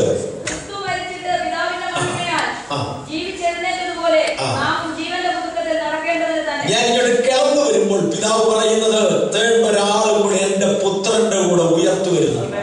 ഇതിന്റെ കീഴിലാകോളം ഇതിനകത്തൊന്ന് ഇന്ന് സ്നാനപ്പെടുന്നവർ നടന്ന് മേളിലോട്ട് കയറുമ്പോൾ പിതാവുകളുടെ ജീവന്റെ പുതുക്കത്തിൽ എന്റെ പുത്രനോടുകൂടെ നടക്കുവാൻ തേർന്നൊരാളെ ഇത്രയും പേരും നടന്നേ മതിയാകും. ഇനിയുണ്ട് പകർത്താവോട് വരുന്നു. 1, ക്രിസ്തുവിന്റെ മരണത്തോടെ ഏകീഭവിക്കുന്നു. 2, അടക്കത്തോടെ ഏകീഭവിക്കുന്നു. 3, ഉയർപ്പിനോട് ഏകീഭവിക്കുന്നു. 4, ജീവന്റെ പുതുക്കത്തിലെ നടപ്പിനോട് ഏകീഭവിക്കുന്നു. ഇതൊക്കെ അനുഭവങ്ങളുള്ളവർ കാണാം. പക്ഷെ ലീഗൽ കർമ്മം നടന്നിട്ടില്ലെങ്കിൽ തമ്പുരാൻ അംഗീകരിക്കുകയില്ല. ഞാൻ വീണ്ടും അവിടെ വരും. തമ്പുരാൻ അംഗീകരിക്കില്ല.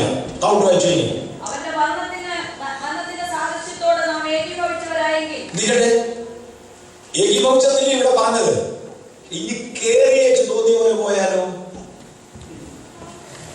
ഞാൻ ഇനി കയറി കഴിഞ്ഞപ്പോൾ പഴയ ബീഡി, പഴയ സിഗരറ്റ്, പഴയ കള്ള്, പഴയ നടപ്പ്, പഴയ ആള്, പഴയ കൂട്ടുകാര്, പഴയ ചീത്ത വിളി, പഴയ വഴക്ക്, പഴയ അനുസരണക്കേട്, ഭാര്യ തല്ലുക, ഭർത്താവിനെ അനുസരിക്കാതിരിക്കുക, തിരിച്ച് അങ്ങോട്ടടിക്കുക, ഇങ്ങോട്ടടിക്കുക, ഇതൊക്കെയാണെങ്കിലോ ഏകീഭവിക്കാതെ പോയാലോ അവൻ ഈ കണ്ടീഷൻ മുഴുവൻ ക്യാൻസൽ ചെയ്തു.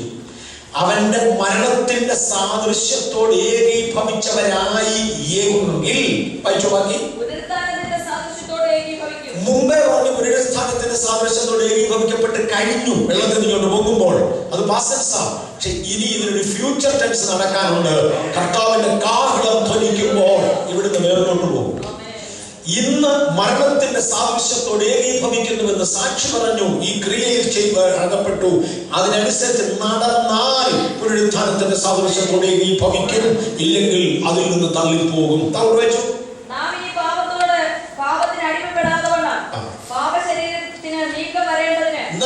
പാപത്തിന് അടിമപ്പെടാതെ വേണം. അതൊരു ഭയങ്കര കോസ. പണ്ട് ഞാൻ പാപത്തിന് അടിമയായിരുന്നു, ഇപ്പോഴത്തെ അടിമയല്ല. ഞാൻ ഇങ്ങനെ പറയാം. എന്റെ ഒരു ബൈബിൾ ഇരിക്കുന്നു. ഈ ബൈബിൾ ഞാൻ വിട്ടാൽ പ്ലക്കുന്നതാണ് പോയി. കാര്യം ഭൂമിയുടെ ആകർഷണ ശക്തി പാട്ടമാണ്. നമ്മളെ പഠിപ്പിച്ച ഭൂമിയുടെ ആകർഷണ ശക്തി തിയറിയൊക്കെ മാറി വീണു. ഞാൻ അങ്ങോട്ട് പോകുന്നില്ല, മുഴുവൻ സയൻസായി മാറും. രണ്ടായാലും ഇവിടെ അങ്ങോട്ട് പോകും. പക്ഷെ ഇത് പോകാത്ത എന്നാന്നറിയാമോ? എൻ്റെ കൈ ഇതിൻ്റെ താഴെ ഉള്ളതുകൊണ്ട്. എൻ്റെ കൈ ഇതിൻ്റെ താഴെ ഉള്ളിടത്തോളം ഇതിന് പോകാനൊക്കത്തില്ല. ഒരു ഭാഷയിൽ എൻ്റെ കൈയുടെ ബലത്തിന് ഈ ബൈബിൾ ഇപ്പോൾ അടിമപ്പെട്ടിരിക്കുക. ഇത് ഞാൻ മാറിയാലും, ഞാൻ പാപത്തിന് പണ്ട് അടിമയായിരുന്നു, ഇപ്പോഴെന്റെ അടിമച്ചങ്ങല പൊട്ടി. ഞാൻ പാപത്തിന് അടിമയല്ല. ഇനി പാപം വന്ന് എന്നോട് റിക്വസ്റ്റ് ചെയ്യത്തേ ഉള്ളൂ, എന്റെ മേലെ അതിന് കർത്തൃത്വം നടത്താൻ ഒക്കത്തില്ല. സിസ്റ്റർ മേരി കോവിൽ പറയാറുള്ള ഒരു കഥയുണ്ട്. ഇത് സ്നാനപ്പെടുന്നവർ വളരെ ഗൗരവമായി കേട്ടോ. സിസ്റ്റർ കോവിൽ പറഞ്ഞു, പണ്ടൊരിക്കൽ ഒരു കുരങ്ങിനെ കളിപ്പിക്കുന്ന ആളിന്റെ അടുക്കൽ സിസ്റ്റർ കോവിൽ പോയി. ഈ കുരങ്ങിന്റെ അരയ്ക്ക് ഒരു ചങ്ങല കെട്ടിയിട്ടുണ്ട്. കുരങ്ങിനെ കളിപ്പിക്കുന്നവന്റെ കയ്യിൽ ഒരു വടിയുണ്ട്. അവൻ ഈ കുരങ്ങിനെ ഒരു നിക്കറിട്ട് കൊടുത്തു, ഒരു ഉടുപ്പ് പിടിപ്പിച്ചു കൊടുത്തു. കുരങ്ങിന് അവനൊരു രാമൻ എന്നൊരു പേരുമുണ്ട്. ഈ ചങ്ങലയുടെ ഒരു സൈഡിൽ ചവിട്ടി പിടിച്ചിരിക്കുക. ഇവൻ കുരങ്ങിനോട് പറഞ്ഞു, എഴുന്നേക്കട രാമ. കുരങ്ങൻ രണ്ടു കാലം എഴുന്നേറ്റു. വടിയെടുത്ത് കളത്തിട രാമ. കുരങ്ങൻ വടി കളത്തി. കറക്കട രാമ. രാമൻ വടി കറക്കി. ഇരിയട രാമ. രാമൻ ഇരുന്നു. തലകുത്തി മറിയട രാമ. രാമൻ തലകുത്തി മറിഞ്ഞു. സിസ്റ്റർ കോവിൽ പറഞ്ഞു, എനിക്ക് കുരങ്ങിനോട് സംസാരിക്കാൻ അറിയാമായിരുന്നെങ്കിൽ ഞാൻ ചോദിച്ചാലും, എടാ കുരങ്ങനെ, നീ പണ്ട് മരത്തെ കൂടെ ചാടിക്കളിച്ച് നടന്നതല്ലയോ? നിന്റെ ആളുകളെല്ലാം ഇങ്ങനെ തന്നെയല്ലേ? എന്നടാ ഇവൻ പറയുന്നതിനനുസരിച്ച് നീ ഈ കുരങ്ങ് കളിക്കുന്നത്? കുരങ്ങൻ എന്നോട് പറഞ്ഞു, എന്റെ കൊച്ചമ്മേ, എന്റെ അരക്കത്തെ ചങ്ങല കാണാമോ? അതിന്റെ മറ്റേ തുമ്പിൽ അവൻ ചവിട്ടി പിടിച്ചിരിക്കുക. ഞാൻ ഇവന്റെ അടിമയാണ്. ഇവന്റെ അടിമത്വത്തിൽ കിടക്കുന്നിടത്തോളം ഇവൻ പറയുന്നത് കേൾക്കാൻ നോക്കുകയില്ല. ഒരുപാട് പേരെ പാപത്തിന്റെ കുരങ്ങ് കളിപ്പിക്കുമ്പോൾ ഇന്ന് ഇതിനകത്തിരിക്കുന്ന ദൈവമക്കൾക്ക് പറയാനോ, നിന്റെ അടിമച്ചങ്ങല തമ്പുരാൻ കാൽവഴിയിൽ പൊട്ടിച്ചു. അത് സ്നാനത്തിൽ ഞാൻ ഏറ്റെടുത്തു. എന്റെ മേലെ അടിമത്വമില്ല. നിങ്ങൾ ഇനി പാപത്തിന് അടിമകളല്ല. പക്ഷെ അവൻ പിന്നെ വരും. പണ്ടായിരുന്നെങ്കിൽ എഡ്രാസ് കേട്ടെന്ന് പറഞ്ഞാൽ ഞാൻ എടുത്തേ തീരും. ഞാൻ സേട്ട് വിളിച്ചിട്ടില്ലേ, ഞാൻ ചുമ്മാ ഉദാഹരണം പറഞ്ഞു പോകും. എടുത്തേ തീരൂ. കാര്യം അവന്റെ അടിമയാ. തലക്കെട്ട് കൊട്ടുമല്ലേ. കുടിയടാകെന്ന് പറഞ്ഞാൽ കുടിച്ചേ തീരൂ. ഇല്ല, എന്നെ എടുത്തിട്ട് ചവിട്ടും. ഇന്ന് അങ്ങനല്ല. എന്റെ അടുത്ത് പരീക്ഷ കണ്ട് കുടിക്കാമോ പ്ലീസ് പറഞ്ഞു. ഇന്ന് ഞാനാ യജമാനൻ, അവൻ അടിമൻ. പണ്ട് അവൻ എന്റെ മേൽ കർത്തൃത്വം ഉണ്ടായിരുന്നു. ഇന്നവൻ എന്റെ മേൽ കർത്തൃത്വമില്ല. മരണത്തിൽ നിന്ന് ജയം തന്നു. പാപത്തിന്റെ കർത്തൃത്വത്തിൽ നിന്ന് എന്നെ മാറ്റി.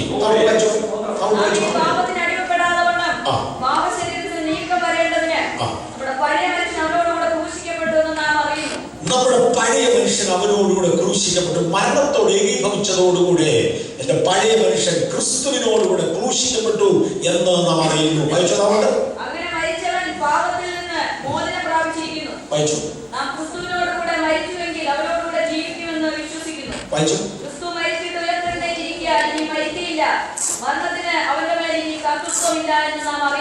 വായിച്ചു. അവൻ മരിച്ചത് പാപസംബന്ധമായി ഒരിക്കലായിട്ട് മരിച്ചു. അവൻ ജീവിക്കുന്നതോ ദൈവത്തിന് ജീവിക്കുന്നു. ഞാൻ വിശദീകരിക്കുന്നില്ല, എല്ലാവർക്കും മനസ്സിലാകുന്ന. വായിച്ചോ. അവണ്ണം നിങ്ങളും പാപസംബന്ധമായി മരിച്ചവരെന്നും. ഞാൻ വിശദീകരിക്കുമ്പോ ഔവണ്ണം നിങ്ങളും പാപസംബന്ധമായി മരിച്ചവരെന്നും ക്രിസ്തുവേശുവിൽ ദൈവത്തിന് ജീവിക്കുന്നവരെന്ന് നിങ്ങളെ തന്നെ എണ്ണുവീൻ. Count yourself. ഈ എണ്ണം തെറ്റിയാൽ സംഗതി തീർന്നു. പാപം എന്റെ അടുക്കൽ വരുമ്പോൾ ഞാൻ എന്നെ തന്നെ എണ്ണുന്നത് ഞാൻ പാപത്തിന് മരിച്ചവനും ക്രിസ്തുവിന് ജീവിക്കുന്നവനും.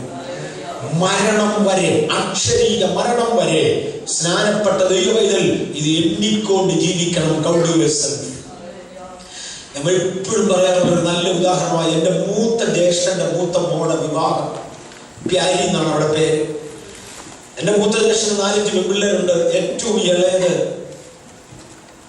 പ്യാരിയേക്കാൾ ഒരു 10-20 വയസ്സ് താഴെ, 15 വയസ്സ് താഴെയായിരിക്കും. മൂത്ത മോള് സ്കൂളിൽ പഠിപ്പിക്കുന്ന സമയമായപ്പോൾ ഇളയ മോള് നഴ്സറി പഠിക്കുന്നവരുമായിട്ട്. മൂത്തവള് മാസ്റ്റേഴ്സ് ഡിഗ്രി കഴിഞ്ഞു, ടീച്ചിങ് കോഴ്സും കഴിഞ്ഞു. അത് കഴിഞ്ഞ് ഒരു സ്കൂളിൽ പഠിപ്പിക്കാൻ ജോയിൻ ചെയ്തു. അന്ന് ഇളയ മോള് അതേ സ്കൂളിൽ നഴ്സറി സെക്ഷനിൽ പഠിക്കാൻ കയറുന്നതേ ഉള്ളൂ. മൂത്ത ചേട്ടത്തിയാണ് ഇളയ അനിയത്തെ കുളിപ്പിക്കുന്നത്, കിടത്തി ഉറക്കുന്നത്, ചോറ് വാരി കൊടുക്കുന്നത്, പാല് കുടിപ്പിക്കുന്നത് എല്ലാം ഇവര് അമ്മയും മോളും പോലെ അവരെ മൂത്ത ചേട്ടത്തി ഇളയ അനിയത്തെയും കൂടെ. ഇപ്പൊ വന്നപ്പോൾ തന്നെ സ്കൂളിൽ പോകുമ്പോൾ മൂത്ത ചേട്ടത്തി അനിയത്തെയും കൊണ്ട് പോകും. ക്ലാസ് കഴിയുമ്പോൾ ഇവിടെ കൊണ്ട് പോയിട്ട് തിരിച്ചു കൊണ്ടുവരും. ഇവർ ഭയങ്കര കൂട്ടാ. വീട്ടിലെ ഏറ്റവും കൂട്ടുകാർ വരേണ്ടി വരും. മൂത്ത ചേട്ടത്തിലെ കല്യാണമാണ്. ചേട്ടത്തി എവിടെ ഇരുന്നാലും ഇളയെ കൊച്ചു പോയി മടി കയറിയേ ഇരിക്കുള്ളൂ. കല്യാണത്തിന് ഇവളെ കൊണ്ടിരുത്തി ഓടിക്കയറുള്ളൂ. മടി കയറി ഇരുന്ന് കിടന്നു. ചേട്ടൻ കൊച്ചു കഴിഞ്ഞ് പൊക്കി എടുത്തുകൊണ്ട് അച്ചാച്ചനെ മടി കൊണ്ടേ ഇരുത്തി ഇവിടെ കല്യാണം കഴിച്ച വരൻ വന്ന് അടുക്കലായിരുന്നു. കൊച്ചിന് തീരെ ഇഷ്ടപ്പെട്ടില്ല, ഇളയ കൊച്ചു. വിവാഹമൊക്കെ കഴിഞ്ഞു. രണ്ടുപേരും കൂടെ എഴുന്നേറ്റു. ആളല്ല എഴുന്നേക്ക്, ഇളയ എഴുന്നേറ്റ് ഓടിപ്പോയി മൂത്ത ചേച്ചിയുടെ കൈ പിടിച്ച വാഴേക്ക് വീട്ടിൽ പറഞ്ഞു. പക്ഷെ അവള് വരിയില്ല. അവർക്കറിയാം ഞാൻ വിവാഹിതനാണ്. ജീവിതത്തിൽ ഒരു ചേഞ്ചും അക്ഷരീയമായി നടന്നില്ല. പക്ഷേ അവൾ എന്ത് തീരുമാനമെടുത്തു, അവളെ തന്നെ വിവാഹിത എന്ന് എണ്ണി. നമുക്ക് മനസ്സിലാകുന്നു? സ്നാനപ്പെടുന്ന കുഞ്ഞുങ്ങളെ, പ്രിയപ്പെട്ടവരെ, ഇന്നു മുതൽ പാപസംബന്ധമായി മരിച്ചവരെന്നും ക്രിസ്തുവിന് ജീവിക്കുന്നവരെന്നും നിങ്ങളെ തന്നെ എണ്ണുക. ബാക്കി കൃപ ദൈവം തരും. ബാക്കി കൃപ ദൈവം തരും. പാപസംബന്ധമായി മരിച്ചവരെന്നും ക്രിസ്തുവിന് ജീവിക്കുന്നവരെന്നും നിങ്ങളെ തന്നെ എണ്ണുക. സ്നാനം എന്തിനു വേണ്ടിയാണ്? യേശുവിനോട് ചേരാൻ. ഏതെല്ലാം കാര്യങ്ങളിൽ? മരണത്തിൽ, അടക്കത്തിൽ, പുനരുത്ഥാനത്തിൽ, ജീവന്റെ പുതുക്കത്തിലെ നടപ്പിൽ. സ്നാനപ്പെട്ടവന്റെ കടമ എന്തുവാണ്? ഞാൻ പാപത്തിൽ മരിച്ചവരെന്നും ക്രിസ്തുവിന് ജീവിക്കുന്നവരെന്നും എന്നെ തന്നെ എണ്ണുക. ഇതേ കാര്യം തന്നെയാണ് കൊലോസ്യ ലേഖനം പറയുന്നത്. നിങ്ങൾ ക്രിസ്തുവിനെ ധരിച്ചിരിക്കുന്നു. സ്നാനപ്പെട്ട നിങ്ങൾ ക്രിസ്തുവിനെ ധരിച്ചിരിക്കുന്നു. ഇതുപോലെ ഒരു കൊച്ചു ഗ്രൂപ്പിനകത്ത് ഞാൻ ഈ പറയുന്ന അധികം ബാധകമല്ല. ബാംഗ്ലൂരിലെ എൻ്റെ ചർച്ചിൽ ചിലപ്പോൾ എൻ്റെ ഭാര്യ ഇവിടെ ഇരിക്കുന്നത് കണ്ടുപിടിക്കണമെന്ന് എനിക്കൊരു ചിന്തയുണ്ട്. അവിടുന്ന് വന്നവർക്കാണ് എവിടെ ഇരിക്കുന്നത് കണ്ടുപിടിക്കണമെന്ന് എനിക്കൊരു ചിന്തയുണ്ട്. അങ്ങനെ ബിംബം അവിടെ നോക്കിയാൽ കാണത്തില്ല, കാര്യം കുറെ ദൂരമുണ്ട്. ഞാൻ ആദ്യം ചെക്ക് ചെയ്യുന്നത് ഉടുത്തിരിക്കുന്ന സാരിയുടെ നിറം. അകലെ ഒരാളിനെ കണ്ടുപിടിക്കാൻ എളുപ്പം ധരിച്ചിരിക്കുന്ന വസ്ത്രം. എന്റെ മക്കൾ ചർച്ചിനകത്ത് എവിടെ നിൽക്കുന്നത് ആ ഗ്രൗണ്ടിനകത്തോണ്ട് കണ്ടുപിടിക്കാൻ. കാര്യം അവന്മാർ ചൂണ്ടുണ്ടോ നിൽക്കാറുള്ളൂ. എന്നെ അക്കലെ കണ്ടുപിടിക്കാൻ എളുപ്പം. ഞാൻ വെള്ള സഫാരിയോട് ഉപയോഗിക്കാറുള്ളൂ. വസ്ത്രം കൊണ്ട് നമ്മൾ എളുപ്പം കണ്ടുപിടിക്കാം. സ്നാനപ്പെട്ട നിങ്ങൾ ക്രിസ്തുവിനെ ധരിച്ചിരിക്കുന്നു. ഏത് ആൾക്കൂട്ടത്തിന്റെ ഇടയിലും, ഏത് ഗ്രൂപ്പിന്റെ ഇടയിലും, ദൂരക്കാഴ്ചയിൽ തിരിച്ചറിയാം ഇത് ദൈവവചനമാണ്. ഞാൻ സ്നാനപ്പെട്ടതാ, എന്നെ ആകലെ കാണുക, ഞാൻ ക്രിസ്തുവിനെ ധരിച്ചു. സ്നാനപ്പെട്ട് കഴിഞ്ഞവരെന്ന് ആലോചിച്ചോ, എവിടെയെങ്കിലും വ്യത്യാസമുണ്ടോ, അഴിച്ചു വെച്ചോന്ന്? നോ, വരാൻ പാടില്ല. ക്രിസ്തുവിനെ ധരിച്ചിരിക്കുന്നു. ഓക്കെ. സ്നാനത്തിന്റെ കാൻഡിഡേറ്റ് എന്തുവാ, പ്രീ റിക്വസിറ്റ് കണ്ടീഷൻസ് എന്ത് എന്ന് വേഗത്തിൽ ചിന്തിക്കാൻ പോവാം. എല്ലാം കൂടെ എനിക്ക് കഴിവുള്ളത്തോളം നേരത്തെ നിർത്തുന്നതുകൊണ്ട് പ്രീ റിക്വസിറ്റ് കണ്ടീഷൻസ്, സ്നാനത്തിന്റെ യോഗ്യതകളുണ്ട്. മർക്കോസിന്റെ സുവിശേഷം 16-ാം അധ്യായത്തിന്റെ 16-ാമത്തെ വാക്യത്തിൽ യേശു പറഞ്ഞു, വിശ്വസിക്കുകയും സ്നാനമേൽക്കുകയും ചെയ്യുന്നവൻ രക്ഷിക്കപ്പെടും. അങ്ങനെയാണെങ്കിൽ സ്നാനത്തിന്റെ ഒന്നാം പ്രീ റിക്വസിറ്റ് കണ്ടീഷൻ വിശ്വസിക്കുക, 2 സ്നാനമേൽക്കുക. തിരിച്ചിട്ടാലോ? പല്ല് തേച്ച് മോഹം കഴുകുന്നതും മോഹം കഴുകിച്ച് പല്ല് തേക്കുന്നതും ഒരുപോലെയാണ്. കുളിച്ചേച്ച് തോർത്തുന്നതും തോർത്തേച്ച് കുളിക്കുന്നതും ഒരുപോലെ ഇരിക്കുമോ?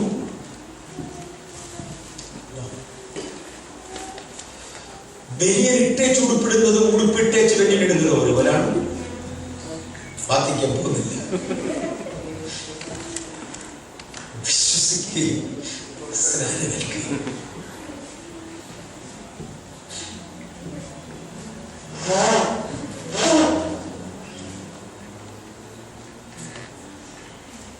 വിശ്വസിക്കുകയും സ്നാനമേൽക്കുകയും ചെയ്യുന്നവൻ രക്ഷിക്കും. വിശ്വസിക്കുന്നതിന് മുൻപേ കാണിക്കുന്ന യാതൊരു കർമ്മവും സ്നാനമാകത്തില്ല. സിയനാത്യച്ഛന്റെ ഭാഷയിൽ നനഞ്ഞു കിട്ടിയ സ്നാനമാണ്. അത് കോമൺ മെൻസ് ലാംഗ്വേജ്. പഴത്തിറങ്ങിയതും സ്നാനമാണ്. ചുമ്മാ ഇരുന്നു പിന്നെ പെയിന്റ് അടിച്ചിട്ടുണ്ട്. വാക്കിന് അങ്ങനെ റിലീജിയസ് മീനിങ്. ഞാൻ പറഞ്ഞു, നമ്മളൊരു കാര്യം അറിയുമ്പോൾ ചുമ്മാ പൊട്ടൻ ആനെ കണ്ട പോലെ കാണാതെ ഇത് എന്താണെന്ന് അറിയുക. ദൈവിക വ്യവസ്ഥ, religious meaning, to be immersed under the command of a religious person. ഒരു മതപുരുഷന്റെ, മതനേതാവിന്റെ ആജ്ഞയുടെ മുമ്പിൽ. ആ ആജ്ഞ മത്തായി 28:19, നിങ്ങൾ പുറപ്പെട്ട് ലോകത്തിന്റെ അറ്റത്തോളം പോയി സകല സൃഷ്ടിയോടും സുവിശേഷം പ്രസംഗിക്കുക. വിശ്വസിക്കുന്നവരെ പിതാവിന്റെയും പുത്രന്റെയും പരിശുദ്ധാത്മാവിന്റെയും നാമത്തിൽ സ്നാനപ്പെടുത്തി ശിഷ്യരാക്കിക്കൊള്ളുക.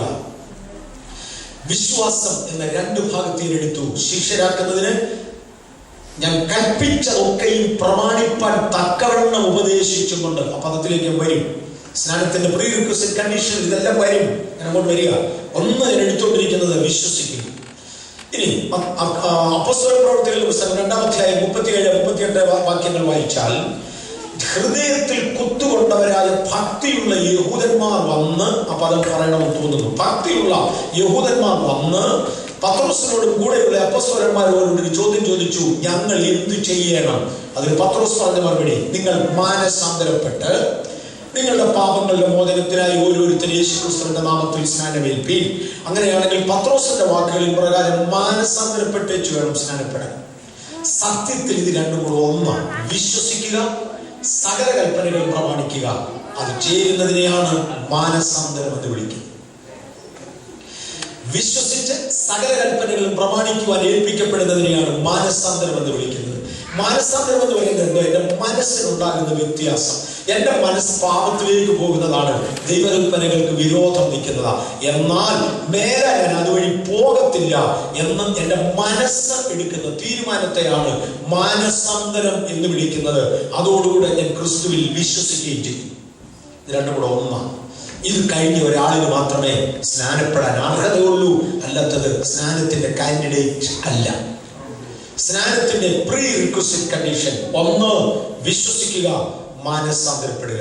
2, ഹൃദയം കൊണ്ട് നീതിക്കായി വിശ്വസിക്കുകയും വാഗൊണ്ട് രക്ഷയ്ക്കായി ഏറ്റുപറയുകയും ചെയ്യുക. റോമാലേഖനം പറയുന്നു. ഹൃദയം കൊണ്ട് നീതിക്കായി വിശ്വസിക്കുന്നുവെങ്കിൽ ഹൃദയം നിറഞ്ഞു കവിയുന്നത് വാ പ്രസ്താവിക്കും. എന്റെ വാഗൊണ്ട് ഞാൻ അത് ഏറ്റുപറയും. ഞാൻ യേശുവിനെ എന്റെ രക്ഷകനായി അംഗീകരിക്കുന്നുവെന്ന്, അല്ലെങ്കിൽ യേശുവെ അങ്ങാണ് എന്റെ രക്ഷകൻ, ഞാൻ അങ്ങേക്ക് വേണ്ടി മാത്രം എന്റെ ശിഷ്ടായി ജീവിക്കുമെന്ന് ദൈവസന്നിധിയിൽ ഏറ്റുപറയുകയും അത് വിശ്വസിക്കുകയും ചെയ്ത ഒരാളിന് മാത്രമേ സ്നാനത്തിനുള്ള ബേസിക് യോഗ്യതയാകുന്നുള്ളൂ. സ്നാനത്തിനുള്ള ബേസിക് യോഗ്യത ഞാനിപ്പോ തൊട്ടത് ഇങ്ങോട്ട് ഇറങ്ങാൻ പോവാം. ഇതിന് കുറെ കൗണ്ടർ ആർഗ്യുമെന്റ്സ് ഉണ്ട്. ഞാൻ കൗണ്ടർ ആർഗ്യുമെന്റ്സിൽ കയറിയ പോയി ഇന്നത്തെ തീർന്നു. ഒരു 5 മണിക്കൂർ കൊണ്ട് തീരില്ല. CN അധ്യക്ഷൻ കൊണ്ടുവന്നിരിക്കുന്ന അതിപ്രധാനമായ കൗണ്ടർ ആർഗ്യുമെന്റ്സ്: നമ്പർ 1, വിശുദ്ധ പൗലോസും ശീലാസും കൂടെ അടി കൊണ്ട് കാരാഗ്രഹത്തിൽ കിടന്നു. രാത്രിയിൽ ദൈവം കാരാഗ്രഹത്തിന്റെ അടിത്തറകൾ കുലുക്കി, വാതിലുകൾ തുറന്നു, ചങ്ങലകൾ കയ്യിൽ നിന്ന് തന്നെ വീണു. കാരാഗ്രഹ പ്രമാണി സ്വയം ആത്മഹത്യ ചെയ്യുവാൻ തീരുമാനിച്ചു. അപ്പോൾ പൗലോസ് വിളിച്ചു പറഞ്ഞു, നിനക്ക് തന്നെ ഒരു ദോഷവും ചെയ്യരുത്. ആ കാരാഗ്രഹ പ്രമാണിയും കുടുംബവും താമസിയാതെ സ്നാനമേറ്റു. CN അധ്യക്ഷനൊരു വല്ലാത്ത സംശയം, ആ കുടുംബത്തിൽ കുഞ്ഞില്ലായിരുന്നോ? എന്തെല്ലാം കണ്ടുപിടിക്കണോ പാലിക്കും. ആ കുടുംബത്തിൽ കുഞ്ഞില്ലായിരുന്നോ? ഉണ്ടായിരുന്നെങ്കിൽ സ്നാനപ്പെടുത്തിയില്ലയോ? എങ്കിൽ പരിപാടി അവിടെ നിൽക്കട്ടെ. അതുകൊണ്ട് താഴോട്ടുള്ള കാര്യമായി പറയാമോ?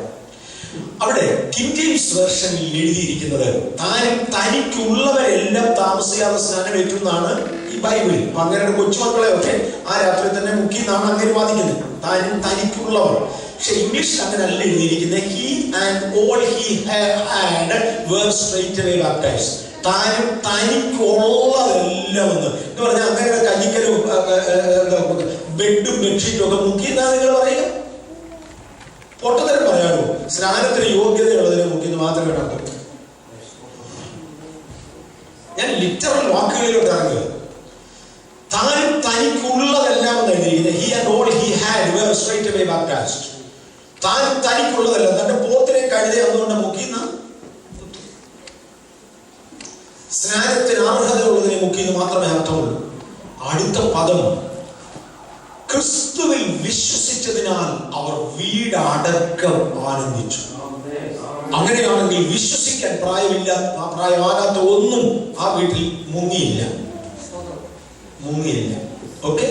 കാരാഗ്രഹ പ്രമാണി കുടുംബം. 2, ലുദിയായും കുടുംബവും സ്നാനമേറ്റു.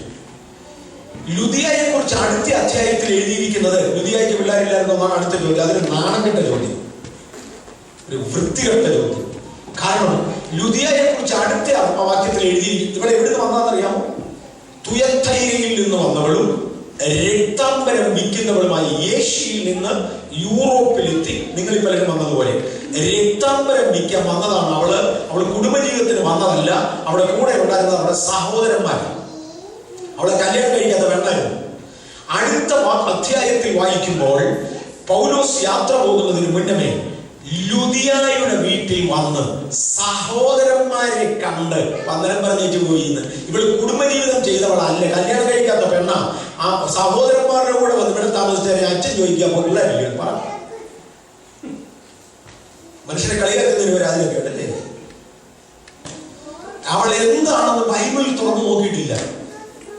എന്നെ പറഞ്ഞാലും പൊട്ടത്തരം വിശ്വസിക്കുന്ന ഒരു ഗ്രൂപ്പിനെ കളിപ്പിക്കുക. Nothing more in it. Nothing more in it. ഈ രണ്ടുപേരെ കുറിച്ച് റൂൾ ഔട്ട് ചെയ്തു. അവർക്ക് വിശ്വസിക്കാൻ കഴിയാത്ത കുഞ്ഞുങ്ങളില്ലായിരുന്നു. എന്താ പറഞ്ഞ വിശ്വസിക്കുക, ഏറ്റു പറയുക. ചിലർ പറയാറുണ്ട്, എന്നെ പോലെ ഞാൻ സ്നാനപ്പെടുന്നു, ഞാൻ വിശ്വസിച്ചോ ഇല്ലയോ എനിക്കറിയാൻ വയ്യ, എനിക്കറിയാൻ വയ്യ. പണ്ടൊരിക്കൽ എൻ്റെ അപ്പൻ എന്നെ സ്നാനപ്പെടുത്തി എന്ന് പറയുന്നു. ഇനി ഞാൻ എന്തോ വേണം. ഞാൻ യേശുവിനെ വിശ്വസിക്കുന്നു, യേശു എന്റെ പ്രാർത്ഥന മുഴുവൻ കേൾക്കുന്നു. ഞാൻ എന്ത് ആവശ്യപ്പെട്ടാലും ദൈവം എനിക്കെന്ന്. രോഗശാന്തി നടക്കുന്നു, ഭൂതശാന്തി നടക്കുന്നു, കൃപാവനം നടക്കുന്നു, പ്രവചനം പറയുന്നു. ഞാൻ സ്നാനപ്പെട്ടതല്ലേ, എനിക്ക് കുഴപ്പമില്ല. അതെ, ഞാൻ അതിന് മറുപടി വേദപുസ്തകത്തിൽ പറയാം. 1 കൊരിന്ത്യർ 10-ാം അധ്യായത്തിന്റെ 1 മുതലുള്ള വാക്യം വായിക്കുമ്പോൾ, സഹോദരന്മാരെ, നമ്മുടെ പിതാക്കന്മാരെല്ലാവരും മേഘത്തിന് കീഴായിരുന്നു. മേഘത്തിലും സമുദ്രത്തിലും സ്നാനമേറ്റ് മോശയോട് ചേർന്നു. ആ ചരിത്രം ഒന്ന് തൊട്ടാൽ മതി. മോശയോട് ഒരു ദിവസം ദൈവം പറഞ്ഞു, നീ മിസ്രയീമിൽ ചെന്ന് എന്റെ ജനത്തിന്റെ കൂടെ പാർത്ത് അവരുടെ ഇടയിൽ നിന്ന് നേതാക്കന്മാരെ തെരഞ്ഞെടുത്ത് ഫറവോന്റെ അടുക്കൽ ചെന്ന് വിട പറഞ്ഞ് അവരെ കൊണ്ടുപോരാൻ പറഞ്ഞു. മോശ വന്ന് ശ്രദ്ധിച്ചേർന്നേ. മോശ വന്ന് ഇസ്രായേലിന്റെ കൂടെ താമസിച്ചു. അവരുടെ കൂടെ തിന്നു കുടിച്ചു. അവരുടെ ഇടയിൽ നിന്ന് നേതാക്കളെ തെരഞ്ഞെടുത്തുകൊണ്ട് ഫറവോന്റെ അടുക്കൽ പോയി. ഫറവോൻ അവരെ ഒരുമിച്ച് ആട്ടിക്കളഞ്ഞു. അവർ ഒരുമിച്ച് പെസഹ ആചരിച്ചു, ഒരുമിച്ച് ചോരത്തളി ആചരിച്ചു, ഒരുമിച്ച് ഇറങ്ങി, ഒരുമിച്ച് ചെങ്കടലിങ്കൽ വന്നു, ഒരുമിച്ച് കരഞ്ഞു, ഒരുമിച്ച് ചെങ്കടൽ കടന്നു. കടന്നപ്പോ പരിശുദ്ധാത്മാവ് പറയാം, അവർ മോശയോട് ചേർന്നെന്ന്. ഇതുവരെ പിന്നെ ആരുടെ കൂടെ? ഇതുവരെ മോശയുടെ കൂടെ നടന്നു. അതിന്റെ ഔദ്യോഗിക റെക്കഗ്നൈസേഷൻ സ്നാനത്തിന് ശേഷമേ ഉള്ളൂ. ഇതാ ഞാൻ മുമ്പേ പറഞ്ഞ എയർഫോഴ്സിലെ പിള്ള. ഇവരുടെ കൂടെ ഒരു പെങ്കൊച്ച താമസമുണ്ട്. പക്ഷെ കല്യാണം കഴിഞ്ഞല്ല. No legal right. നമ്മുടെ പ്രാർത്ഥന ദൈവം കേൾക്കുന്നു, സ്തോത്രം. പക്ഷെ യേശുവിനോട് ചേർന്നതായി സ്വർഗം അംഗീകരിക്കുന്നത് സ്നാനപ്പെടുന്ന സമയത്തും മാത്രം. അതിനുമുമ്പേ സ്വർഗം അംഗീകരിക്കുന്നില്ല. യേശുവിനോട് ചേരുവാൻ സ്നാനമേറ്റവരായ നാം യേശുവിനോട് ചേരുന്നത് അവിടെ, അല്ലാത്ത ദൈവം അംഗീകരിക്കുന്നില്ല. ഇനി ഈ കുടുംബങ്ങളെ കുറിച്ച് എടുത്തു പറയുമ്പോൾ അവിടെ കുഞ്ഞുങ്ങളുണ്ടോ ഇല്ലയോ എന്നൊക്കെയുള്ള സംശയം വരാം. ഇല്ലായിരുന്നു എന്നുള്ളത് 2 കുടുംബത്തെ കുറിച്ച് ക്ലീൻ ആയിട്ട് ഞാൻ പറഞ്ഞു. 2 പേരെ കുറിച്ച് ക്ലീൻ ആയിട്ട് ഞാൻ പറഞ്ഞു. വേദപുസ്തക തെളിവുകളുണ്ട്. പക്ഷേ ശമരിയർ ജാതി ഒരുമിച്ച് സ്നാനപ്പെട്ടു എന്ന് എഴുതിയിരിക്കുന്നു. ശമരിയർ നാട് മുഴുവനും സ്നാനപ്പെട്ടു. പക്ഷെ ശമരിയരുടെ സ്നാനത്തെ കുറിച്ച് അപ്പോസ്തലർ പ്രവൃത്തി 8-ാം അധ്യായം പറഞ്ഞിരിക്കുന്നത് എന്താണെന്നറിയാമോ? ശമരിയർ കൂട്ടമായി വിശ്വസിച്ചു, സ്ത്രീകളും പുരുഷന്മാരും സ്നാനമേറ്റു. എടുത്തു പറഞ്ഞിട്ടുണ്ട്. ഒരു നാട്ടിൽ പിള്ളേരില്ല എന്ന് പറഞ്ഞാൽ കട്ടിയ പിള്ളേർ ഉണ്ടായിരുന്നു. ഈ 2 വീട്ടിൽ പിള്ളേരില്ലായിരുന്നു, അത് എഴുതിയിട്ടുണ്ട്. നാട്ടിൽ പിള്ളേരുണ്ടായിരുന്നു, അവരൊക്കെ വീട്ടിൽ തന്നെ ഇരുന്നു, അല്ലെ നാട്ടിൽ തന്നെ ഉണ്ടായിരുന്നു. പുരുഷന്മാരും സ്ത്രീകളും സ്നാനമേറ്റു. ഇനി ഞാൻ സ്നാനപ്പെടുത്താനുള്ള യോഗ്യത ആർക്ക് എന്നൊന്ന് എളുപ്പം ചിന്തിക്കാൻ പോകും. 2-3 പോയിന്റ് കൂടെ ഞാൻ എടുക്കുന്നുള്ളൂ. നമ്മുടെ സമയം കഴിഞ്ഞതുകൊണ്ട് 2-3 പോയിന്റ് എഴുതുമ്പോൾ സ്നാനം കൊടുക്കാനുള്ള യോഗ്യത ആർക്ക്? നമ്മുടെ കർത്താവ് ഒരു വേലയ്ക്ക് വേണ്ടി ആരെയെങ്കിലും ആക്കുമ്പോൾ ബേസിക് മിനിമം ക്വാളിഫിക്കേഷൻ പരിശുദ്ധാത്മാഭിഷേകം പ്രാപിക്കുക. പരിശുദ്ധാത്മാഭിഷേകം പ്രാപിക്കുക എന്നുള്ളതാ. അതില്ലാത്തവരെ തമ്പുരാൻ ഒരു വേലയ്ക്കും അയച്ചിട്ടില്ല. ദൈവികമായ ഓർഡിനേഷന്റെ ബിഗിനിങ് അതാ. ദൈവികമായ ഓർഡിനേഷന്റെ ബിഗിനിങ് പരിശുദ്ധാത്മാഭിഷേകം. പക്ഷേ ഇന്ന് ഈ ഗ്രൂപ്പിനകത്ത് പരിശുദ്ധാത്മാഭിഷേകം പ്രാപിച്ച ഒരുപാട് പേരുണ്ട്. ഞങ്ങളൊരു 10 പേര് പരിശുദ്ധാത്മാഭിഷേകം പ്രാപിച്ചവരോട് ഉണ്ടെന്നിരിക്കട്ടെ, 4 പേര് സ്നാനപ്പെടാനും ഉണ്ടെന്നിരിക്കട്ടെ, ഏറെക്കുറെ കാണും. ഈ 4 പേര് സ്നാനപ്പെടാൻ വരുന്ന കൂട്ടത്തിൽ ഞങ്ങൾ 10 പേര് സ്നാനപ്പെടുത്താനും ഇറങ്ങിയാലും അട്ടർ കൺഫ്യൂഷൻ. അതുകൊണ്ട് സഭ ഉചിതമായവരെ അന്നന്ന് നിയമിക്കും.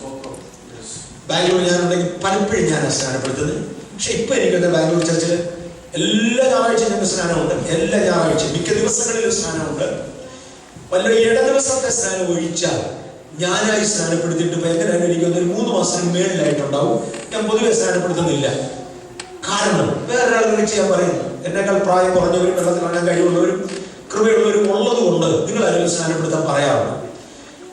ഞാനവിടെ ഇല്ലാത്തതുകൊണ്ട് സ്നാനം നടക്കാതെ പോകും. ഞാനവിടെ ഉള്ളതുകൊണ്ട് ഞാൻ തന്നെ സ്നാനപ്പെടുത്തണമെന്നുണ്ടോ? ഒന്നുമില്ല.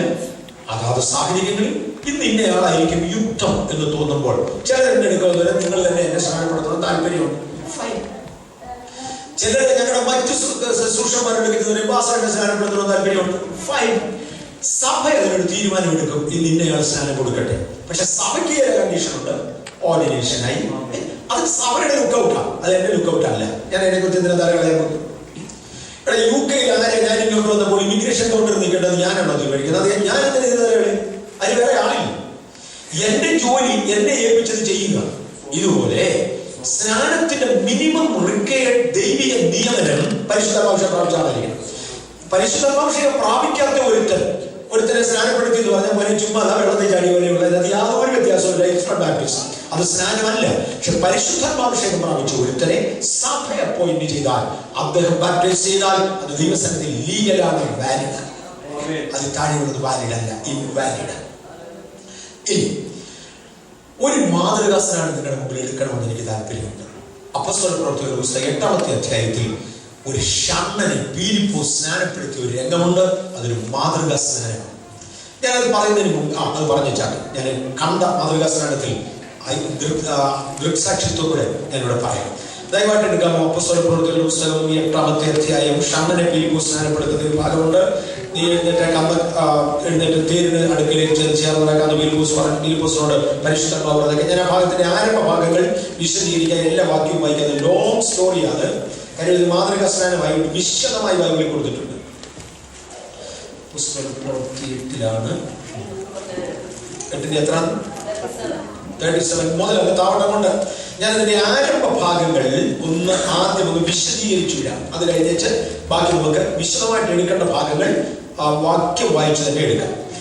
ഫിലിപ്പോസ് എന്ന് പറയുന്ന ഒരു ശിഷ്യൻ, ഓർഡിനറി ബിലീവർ, ഒരു ഓർഡിനറി ബിലീവർ ഫിലിപ്പോസ് ശബരിയിൽ ദൈവവചനം ശുശ്രൂഷിക്കാൻ തുടങ്ങി. ശബരിയിൽ ആളുകൾ കൂട്ടമായി രക്ഷിക്കപ്പെട്ടു. കൂട്ട സ്നാനം നടന്നു. മന്ത്രവാദികൾ അവരുടെ മന്ത്രവാദ പുസ്തകങ്ങൾ കൊണ്ട് ചുട്ടു. ഫിലിപ്പോസിന്റെ വീട്ടിൽ ഒരു സഭ ആരംഭിച്ചു. സഭ എവിടെയൊക്കെ ആരംഭിക്കാവുന്ന ഒരു ചോദ്യമുണ്ട്. ഏത് ഫിലിപ്പോസിന്റെ വീട്ടിലും ആകാം. പക്ഷെ ഫിലിപ്പോസിന്റെ വീട്ടിലെ പിള്ളേര് ചുവടുള്ള പിള്ളേരായിരുന്നു. 4 പെൺകുഞ്ഞുങ്ങളുണ്ടായിരുന്നു. കന്യകമാരായിരുന്നു. പേര് കളഞ്ഞില്ല. അവർക്ക് പ്രവചന ശുശ്രൂഷ വരെ ഉണ്ടായിരുന്നു. യോഗ്യമായ ഒരു കുടുംബം എവിടെയെങ്കിലും ഉണ്ടെങ്കിൽ അവിടെ ഒരു സഭ തുടങ്ങാം, യാതൊരു പ്രോബ്ലവും ഇല്ല. പക്ഷെ അയോഗ്യമായിടത്ത് തുടങ്ങി വെച്ചാൽ തുടങ്ങിയവന്റെ കാരണം സഭ ഡിസിപ്ലിനെ കുറിച്ച് ഒത്താൽ എപ്പോഴെങ്കിലും ഞാൻ തൊടാം. എന്റെ പൊന്നെ, എത്ര പേരുടെ കൈ പൊളിച്ചിട്ടുണ്ട്. എന്റെ കൈയിൽ തലേ എത്ര പ്രാവശ്യം. ഫിലിപ്പോസിന്റെ വീട്ടിലൊരു സഭ തുടങ്ങി. പ്രവചിക്കുന്നവരും കന്യകമാരുമായ 4 പെൺകുഞ്ഞുങ്ങൾ. ഈ സാധാരണഗതിയിൽ ഒരാൾ ഇരിക്കുന്നവരല്ല മിനിസ്ട്രിയിലോട്ട് എക്സ്പോസ് ചെയ്ത് കഴിയാമെങ്കിൽ സകല ചെലുത്താനും അവന്റെ പുറകെ കഴിയുമെങ്കിൽ വൃതന്മാരെ വീഴിക്കുക എന്നുള്ളതാണ് പിശാചിന്റെ ലക്ഷ്യം. അതുകൊണ്ട് സകലരും, ഈ പെൺപിള്ളേരാണെങ്കിൽ കന്യകമാരാണ്, അപ്പൊ ഇവരെയൊക്കെ സൂക്ഷിക്കുക എന്നുള്ളത് മുതൽ സഭ നോക്കുന്നത് വരെ ഫിലിപ്പോസിന് ഭാരിച്ച ഉത്തരവാദിത്വമുണ്ട്. അത് ഉണർവില്ലാതെ കിടക്കുകയല്ല. മന്ത്രവാദികൾ മന്ത്രവാദ പുസ്തകങ്ങൾ കൂട്ടത്തോടെ കൊണ്ട് ചുടുകയാണ്, അവരുടെ മാലിന്യങ്ങൾ അകറ്റുകയാണ്. അങ്ങനെ ഒരു റിവൈവൽ നടക്കുന്ന കാലം. ഒരു ദിവസം ഫിലിപ്പോസിനോട് പരിശുദ്ധാത്മാവ് പറഞ്ഞ് എഴുന്നേറ്റ് ഗസയ്ക്കുള്ള നിർജ്ജനമായ വഴിയിലോട്ട്, ബഹളമുള്ള ഒരു വഴിയിലോട്ട്, ആൾക്കൂട്ടമുള്ള ഒരു വഴിയിലോട്ട്, 4 പേര് കേൾക്കാനുള്ള ഒരു വഴിയിലോട്ടല്ല, ഒഴിഞ്ഞ ഒരു വഴിയിൽ, നിർജ്ജനമായ ഒരു വഴിയിലോട്ട് ചെല്ലേ. അദ്ദേഹം എഴുന്നേറ്റ് ഗസയ്ക്കുള്ള നിർജ്ജന വഴിയിൽ ചെന്നപ്പോൾ അതിലേത്തേണ്ട ഒരു തേര് വരുന്നു. ആ തേരിൽ കമ്മക്ക എന്ന എത്യോപ്യ രാജ്ഞിയുടെ ഫൈനാൻസ് മിനിസ്റ്റർ ആയിരിക്കുന്നത്, അവളുടെ സകല ഭണ്ഡാരത്തിനും മേൽവിചാരകനായ ഒരുത്തൻ തേണ്ട വരുന്നത്. ഒരു ഷണ്ണൻ എന്ന് അവിടെ എഴുതിയിട്ടുണ്ട്. ഷണ്ണൻ എന്ന വാക്കിന്റെ അർത്ഥം ശാരീരിക ബലഹീനതയെന്നല്ല, രാജ്ഞിയുടെ ഉദ്യോഗസ്ഥനെന്ന്. അവിടെ രാജാവല്ലെന്ന് ഭരിക്കുന്നത് രാജ്ഞിയാണ്. രാജ്ഞിയുടെ ഉദ്യോഗസ്ഥനെന്ന് മാത്രമേ അവിടെ ഷണ്ണൻ എന്ന പ്രയോഗത്തിന് അർത്ഥമുള്ളൂ. രാജ്ഞിയുടെ ഫൈനാൻസ് മിനിസ്റ്റർ ആയിരുന്ന, സകല ഭണ്ഡാരത്തിൽ മേൽവിചാരകനായിരുന്ന ഒരു എത്യോപ്യൻ അതുവഴി വരുന്നു. പരിശുദ്ധാത്മാവ് ഫിലിപ്പോസിനോട് പറഞ്ഞു, തേരിനോട് ചേർന്ന് നടക്കാം. ആത്മാവിന്റെ ഗൈഡൻസ് പലപ്പോഴും പല രീതിയിലാണ്. ദൈവം അങ്ങനെ ചെയ്യുമോ, ഇങ്ങനെ ചെയ്യുമോ, ഇട വഴിയെ പോയി നീ എന്തിനാ ഇതൊക്കെ അന്വേഷിക്കുന്നത്? ദൈവമനുഷ്യനും കൂടെ തീരുമാനിക്കട്ടെ. നിനക്കെന്നെ ഇതിനിടയ്ക്ക് എന്നോട് പണിയുമെന്ന് ചോദിക്കാറുണ്ട്. ദൈവം അങ്ങനെ പറയും, നീ എന്തിനാണ് ഇത് അന്വേഷിക്കാൻ? നിന്റെ തലവേദന, നീ നിന്റെ പണി നോക്ക്. അത് ദൈവത്തിന്റെ പണി ദൈവം നോക്കട്ടെ, അല്ലേ? അത് ദൈവത്തിന്റെ വഴിയാണ്. ദൈവ മനുഷ്യന്മാർ അവർ പറയുന്നുണ്ട് നീ എന്തിനെ വഴി പോകുന്ന കാര്യത്തിൽ ഇതിനകത്ത് ഇടപെടാൻ വരുന്നത് പൂച്ചയ്ക്ക് എന്തിനാണ് കൊല്ലൊരുക്കാൻ വരുന്നത് കാര്യം. ഓക്കെ, ഞാൻ മുന്നോട്ട് പോകട്ടെ. ഫിലിപ്പോസിനോട് കർത്താവ് പറഞ്ഞു നീ തേരിനോട് ചേർന്ന് നടക്ക്. തേരിനോട് ചേർന്ന് നടന്നു. അദ്ദേഹം തേരിലിരുന്ന് യെശയ്യാ പ്രവാചകന്റെ പുസ്തകം വായിക്കുകയായിരുന്നു. യെശയ്യാ പ്രവാചകന്റെ പുസ്തകത്തിൽ താൻ വായിച്ചുകൊണ്ടിരുന്ന ഭാഗം ഇതാണ്: അറുക്കുവാനുള്ള ആടിനെ പോലെ അവരെ കൊണ്ടുപോയി രോമം കത്തിരിക്കുന്നവരുടെ മുൻപാകെ മിണ്ടാതിരിക്കുന്ന കുഞ്ഞാടിനെ പോലെ വായ തുറക്കാതെ ഇരുന്നു. അവരുടെ താഴ്ചയിൽ അവന് ന്യായം കിട്ടാതെ പോയി. അവരുടെ തലമുറയെ 6 വിവരിക്കും. ഭൂമിയിൽ നിന്നിന്റെ ജീവനെ എടുത്തു കളയുന്നുവല്ലോ. ഈ ഭാഗം വായിക്കുന്നത് കേട്ടു. വേദപുസ്തകവുമായി ഒരു ചെറിയ ചെറിയ ചെറിയ വരികയുള്ളവൻ അറിയാം ഇത് യേശുവിനെ കുറിച്ച് എഴുതിയിരിക്കുന്ന കാര്യമാണ്. ഇയാൾക്ക് യാതൊരു പരിചയവുമില്ല. ഈ പെരുന്നാളിന് പോകുമ്പോൾ ഓരോരുത്തരും കിട്ടുന്നത് വാങ്ങി. ഞാൻ പണ്ട് കപ്പലിന്റെ കുറച്ച് ഓർമ്മയുണ്ട്. ഇതുപോലെ ഇയാൾക്ക് കിട്ടിയത് ബൈബിൾ യേശയ്യാവിന്റെ പുസ്തകം പുള്ളി അത് വാങ്ങിക്കൊണ്ട് വരും. ഞങ്ങളുടെ പിള്ളേർ കഥപുസ്തകം കണ്ട വീഡിയോയില്ല. എന്താണ് ഭാഷ ഏതാ എന്നാ ഭാഷയാണ് അവർക്ക് തന്നെ അതിനകത്ത് കഥ പടം കണ്ടാൽ മതി അവർക്ക്. ഇതുപോലെ ഇയാൾ പുസ്തകം വാങ്ങിക്കൊണ്ട് വഴിയിലിരുന്ന് വായിക്കുകയാണ്. അറുക്കാനുള്ള ആടിനെ പോലെ അവരെ കൊണ്ടുപോയി. ഈ പരുവത്തിലാണ് ഫിലിപ്പോസ് തൊട്ടടുത്ത് ചെന്നത്. ഈ പുള്ളിക്കാരന് വായിക്കാനും അറിയാൻ വയ്യ. ഇങ്ങനെ ശബ്ദം വെച്ചാരാ വായിക്കുക. നിങ്ങളാരെങ്കിലും വായിക്കുന്ന വഴിയെ കൊണ്ടുകൊണ്ട് കേൾക്കാം. ഞങ്ങളുടെ നാട്ടിൽ പണ്ട് 2-3 അപ്പച്ചന്മാരുണ്ടായിരുന്നു. അവർക്ക് അക്ഷരമൊക്കെ കുറച്ച് അറിയത്തുള്ളെങ്കിലും രാവിലെ പത്രം വായിക്കും. ആ അടുത്തൂടെ പോകുന്നവർക്കെല്ലാം കേൾക്കാം. പകുതി തെറ്റായിരിക്കും, കാര്യം മലയാളത്തിൽ ഇല്ലാത്ത ഭാഗമൊക്കെയാണ്. ഒത്തിരി അങ്ങ് വായിക്കും. ഇതുപോലെ വായിച്ചാൽ ചെയ്യാതെ ഏതായാലും വെളി കേൾക്കുന്ന ഉറക്കെ വായിച്ചു വളരെ ഷുവറാണ്. ഇത് കേട്ടോണ്ട് ഫിലിപ്പോസ് ഒരു ചോദ്യം ചോദിച്ചു, എടാ ഇത് ഈ വായിക്കുന്നവര് ഗ്രഹിക്കുന്നുണ്ടോ? ഗ്രഹിക്കത്തൊന്നുമില്ല. പുള്ളി പറഞ്ഞു ഒരുത്തൻ പൊരുൾ തിരിച്ചു തരാൻ ഞാൻ എങ്ങനെ ഗ്രഹിക്കും? ഇനിയുള്ള വാക്യങ്ങൾ ഞാൻ വായിക്കാൻ പോകാം. ഷമൻ ഫിലിപ്പോസിനോട് ഇത് പ്രവാചകൻ ആരെ കുറിച്ച് പറയുന്നു, മറ്റൊരുത്തിനെ കുറിച്ച് പറഞ്ഞു തരണമെന്ന് അപേക്ഷിച്ചു. ഷമൻ ഫിലിപ്പോസിനോട് ഒരു ചോദ്യം, ഇത് പ്രവാചകൻ ആരുടെ കാര്യം പറയുന്നത്? സ്വന്തം കാര്യമാണോ വല്ലുവിന്റെ കാര്യമാണോ അയൽവക്കാരുടെ കാര്യമാണോ? അതുപോലെ ഇങ്ങനെ അറിയാൻ വയ്യ. ഇങ്ങനെ യാതൊരു വിവരമില്ലാത്തൊരു മനുഷ്യനാണ്. ഇത് ആരെ കുറിച്ച് പറയുന്നു പറഞ്ഞു തരണമെന്ന് അപേക്ഷിച്ചു. ഫിലിപ്പോസ് ഈ തിരുവെഴുത്ത് ആധാരമാക്കി അവനോട് യേശുക്രിസ്തുവിനെ കുറിച്ചുള്ള സുവിശേഷം അറിയിപ്പാൻ തുടങ്ങി. സുവിശേഷം അറിയിക്കണമെങ്കിൽ തിരുവെഴുത്ത് ആധാരമാകാവും, വേറൊന്നും പറ്റത്തില്ല. ഞാൻ കുറെ കാര്യങ്ങൾ, ഇത് മാതൃകാസ്മരണമായതുകൊണ്ട് ഇതിനകത്തെ കുറെ കാര്യങ്ങൾ എടുക്കുക. തങ്ങളുടെ പാരമ്പര്യങ്ങളും എന്റെ അഭിപ്രായവും ഞങ്ങളുടെ സഭയിൽ ഇങ്ങനെയാണെന്ന് ഒന്നും പറഞ്ഞു വരെ നടപ്പില്ല. സുവിശേഷം അറിയിക്കണമെങ്കിൽ തിരുവെഴുത്ത് ആധാരം. ഈ തിരുവെഴുത്ത് ആധാരമാക്കി യേശുവിനെ കുറിച്ചുള്ള സുവിശേഷം അറിയിക്കാൻ തുടങ്ങി. ഒരു വിവരവുമില്ലാത്ത മനുഷ്യനോട് സുവിശേഷം അറിയിച്ചു. ഇങ്ങനെ വഴി പോകയിൽ വെള്ളമുള്ള ഒരു സ്ഥലത്തെത്തിയപ്പോൾ ഷമൻ, ഇതാ വെള്ളം, ഞാൻ സ്നാനമേൽക്കുന്നതിന് എന്ത് വിരോധം എന്ന് പറഞ്ഞു. നിൽക്കട്ടെ, ഫിലിപ്പോസ് ഇയാൾക്ക് എന്നതാ പറഞ്ഞു കൊടുത്തേ? സുവിശേഷം. ഇപ്പൊ ഇയാൾ ചോദിക്കുന്നത് എന്നാ, ഞാൻ സ്നാനപ്പെട്ടാൽ എന്നാ കുറ്റമെന്ന്? ആരുടെ ഇയാൾക്ക് സ്നാനം പറഞ്ഞു കൊടുത്തേ? ഇയാൾക്ക് സ്നാനത്തെ കുറിച്ച് ഒന്നും അറിയാൻ വയ്യ, ദൈവത്തെ കുറിച്ച് അറിയാൻ വയ്യാത്ത മനുഷ്യനാണ്. ആരുടെ ഇയാൾക്ക് സ്നാനത്തെ കുറിച്ച് പറഞ്ഞു കൊടുത്തേ? ഫിലിപ്പോസ് തന്നെ. പക്ഷെ ഫിലിപ്പോസ് എന്നാ പറഞ്ഞെന്നാ എഴുതിയിരിക്കുന്നത്? സുവിശേഷം പറഞ്ഞെന്നാ. സുവിശേഷം കേൾക്കുന്നവൻ എങ്ങനെ സ്നാനം മനസ്സിലാകുന്നത്? മോനെ, സ്നാനമില്ലാത്ത സുവിശേഷം നാട്ടുവിശേഷമാണ്, സുവിശേഷം അല്ല. എന്നോട് ആളുകൾ പറഞ്ഞിട്ടുണ്ട് നിനക്ക് സുവിശേഷം പറഞ്ഞാൽ പോലെ എന്തിനാ സ്നാനം പ്രസംഗിക്കുന്നത്? ഞാൻ ഓർക്കുന്നുണ്ട് പണ്ട് 13 എന്ന് പറയുന്ന അക്കത്തിന്റെ നമ്പർ 13 അതിന്റെ പട്ടിക ടേബിൾ പഠിപ്പിച്ച സാറിന്റെ നേരെ എനിക്കുണ്ടായ വൈരാഗ്യം. എനിക്ക് കണക്കെ പ്രയാസമായിരുന്നു. 5ന്റെ പട്ടിക എളുപ്പമായിരുന്നു, 10ന്റെ സിമ്പിൾ. എളുപ്പാറാരും പഠിപ്പിച്ച സാറിനോട് എനിക്ക് ഇഷ്ടമാണ്. പക്ഷെ 13ന്റെ പട്ടിക പഠിപ്പിച്ച പുള്ളിയോട് ഞാൻ ചോദിച്ചത് എന്തിനാ ഈ ഗതിയിൽ പഠിപ്പിക്കുന്ന കണക്ക് പഠിപ്പിച്ചാൽ പോരായിരുന്നു? സാറിയുടെ പൊട്ട പട്ടിക പഠിക്കാതെ കണക്കോ? എന്നോട് ആളുകൾ ചോദിച്ചിട്ടുണ്ട് എന്തിനാണ് സ്നാനം വരുന്നത്? സുവിശേഷം പറയാൻ പറ്റും. എടാ പൊട്ട, സുവിശേഷമില്ലാത്ത സ്നാനമില്ലാത്ത സുവിശേഷം. അങ്ങനെ ഒരു സുവിശേഷം ഇല്ല. സുവിശേഷം സ്നാനത്തിന്റെ ഇൻഗ്രീഡിയന്റാ. എന്റെ ഭാര്യ ഒരു ദിവസം രാവിലെ പറഞ്ഞു നമുക്ക് ഉച്ചയ്ക്ക് ബിരിയാണി ഉണ്ടാക്കണം. സന്തോഷം, അങ്ങനെ ഉണ്ടെന്ന് പറഞ്ഞു. അത് കഴിഞ്ഞപ്പോൾ അവൾ പറഞ്ഞു പക്ഷേ അരി തീർന്നു പോയി, അരി വേണം. ഇവിടെ ബിരിയാണി അരി ഉണ്ടാക്കുന്നത്, അരി വേണം ഉണ്ടാക്കുന്നത് ബിരിയാണി. അതിന് അരി വേണം, അതിന്റെ ഒരു ഇൻഗ്രീഡിയന്റാ. നമുക്കറിയാവുന്നതല്ലേ അതിന്റെ ഇൻഗ്രീഡിയന്റ് ആയത്. ഇതില്ലാതെ മറ്റേത് ഉണ്ടാകുകയില്ല. സ്നാനമില്ലെങ്കിൽ സുവിശേഷം ഇല്ല. ഇന്ന് ഇതിനകത്തിരിക്കുന്നവർ ദയവായി ശ്രദ്ധിച്ചോ, പ്രത്യേകിച്ച് സുവിശേഷന്മാർ. സ്നാനമില്ലാത്തത് നാട്ടുവിശേഷമാണ്, സുവിശേഷം അല്ല. സുവിശേഷത്തിന്റെ ഭാഗമാണ് സ്നാനം. ഫിലിപ്പോസ് ഈ തിരുവെഴുത്ത് ആധാരമാക്കി യേശുവിനെ കുറിച്ചുള്ള സുവിശേഷം അറിയിച്ചു. വഴിപോകയിൽ ഷമൻ, ഇതാ വെള്ളം, ഞാൻ സ്നാനമേൽക്കേണ്ടതിന് എന്ത് വിരോധം? നെക്സ്റ്റ്, സ്നാനത്തെ കുറിച്ചുള്ള താല്പര്യം സ്നാനവാളിയിൽ നിന്നാണ് വരുന്നത്, സ്നാനം കൊടുക്കുന്നവനിൽ നിന്നല്ല. പഠിപ്പിക്കുന്നത് എന്റെ കടമയാണ്, ഫിലിപ്പോസിന്റെ കടമയാണ്. സ്നാനം ആഗ്രഹിക്കുന്നവന് ചോദിച്ചേ മതിയാകൂ, അത് അവന്റെ താല്പര്യമാണ്. ചോദിക്കാത്തവന് സ്നാനം കൊടുക്കാൻ ഒക്കത്തില്ല.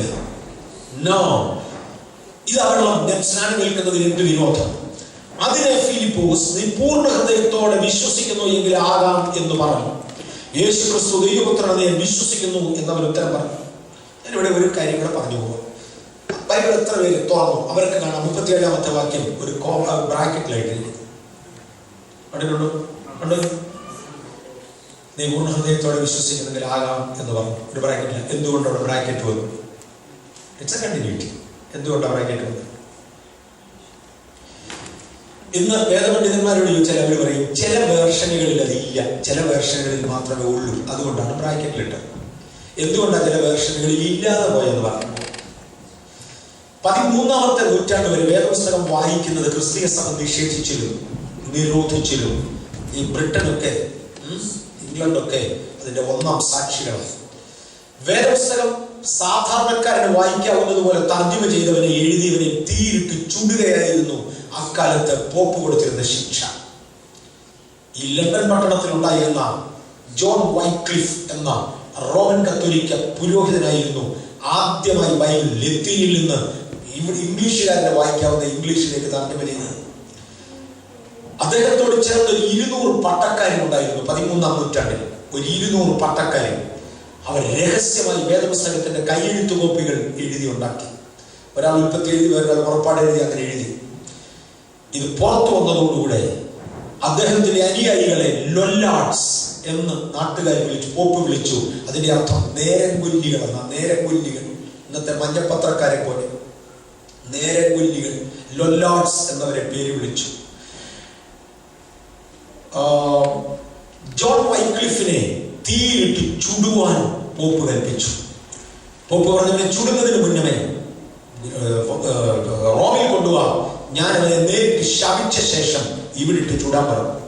അദ്ദേഹത്തെ റോമിലേക്ക് പിടിച്ചു കെട്ടി കൊണ്ടുപോകുന്ന വഴിയിൽ ചരിത്രം പറയുന്നു തനിക്ക് ടൈഫോയിഡ് ഉണ്ടാകുകയും യാത്രയിൽ അദ്ദേഹം മരിക്കുകയും ചെയ്തു. അദ്ദേഹത്തിന്റെ ശവം വഴിയറമ്പിൽ കുഴിച്ചിട്ടു. ശവക്കോട്ടെ കയറ്റിയില്ല, വഴിയറമ്പിൽ കുഴിച്ചിട്ടു. അദ്ദേഹത്തിന്റെ രക്തത്തിൽ നിന്ന് ഗ്രേറ്റ് ബ്രിട്ടനിൽ എഴുന്നേറ്റതാണ് ജോൺ ഹസ്. ജോൺ ഹസ് എന്ന കത്തോലിക്ക ബിഷപ്പ് ദൈവദിനത്തിന്റെ കോപ്പികൾ പ്രസിദ്ധീകരിക്കുവാൻ തുടങ്ങി. ജോൺ ഹസിനെ ലണ്ടനിലെ പ്രധാന മൈതാനങ്ങളിൽ ഒന്നിൽ വെച്ചാണ് കൊന്നത്.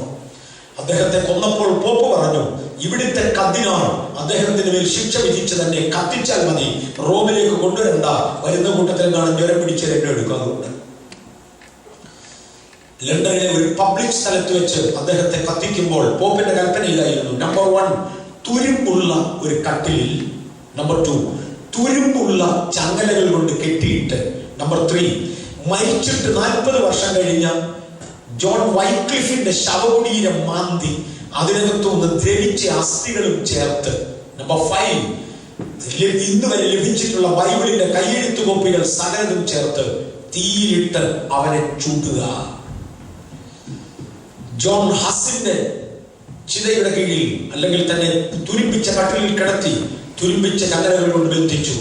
ജോൺ വൈക്ലിഫിന്റെ ശവകുടീരം മാന്തി അവിടെ നിന്ന് കിട്ടിയ അസ്ഥികൾ കൊണ്ടുവന്നതിന്റെ കീഴെ കൂട്ടി കച്ചിയിട്ടു, വിറകിട്ടു, എണ്ണ ഒഴിച്ചു. കത്തിക്കുന്നതിന് മുന്നമേ മാനസാന്തരപ്പെടുന്നു എന്ന് കർദിനാൾ ഒരു ചോദ്യം ചോദിച്ചു.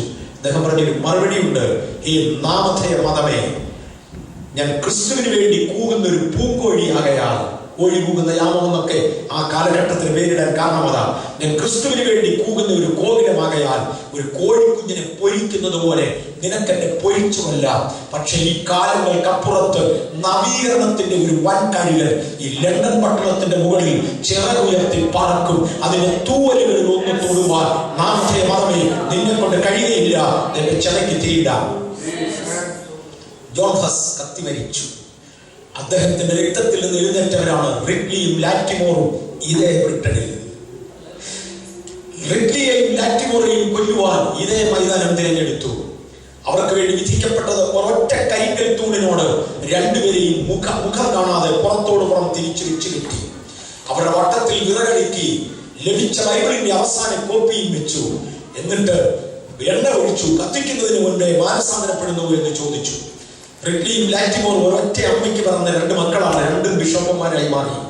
റിഡ്ലി ഓർത്തു, തീയുടെ ചൂടായി വരുമ്പോൾ എന്റെ അനിയൻ ലാറ്റിമോർ വേദപുസ്തകം എഴുതി തെറ്റിപ്പോയി എന്ന് പറഞ്ഞ് ചത്താൽ ആത്മാവ് നരകത്തിൽ പോകും, ശരീരം കത്തിയും പോകും. അത് വരാതിരിക്കുവാൻ എന്റെ അനിയനെ ഒന്നുകൂടെ ഉറപ്പിക്കണം.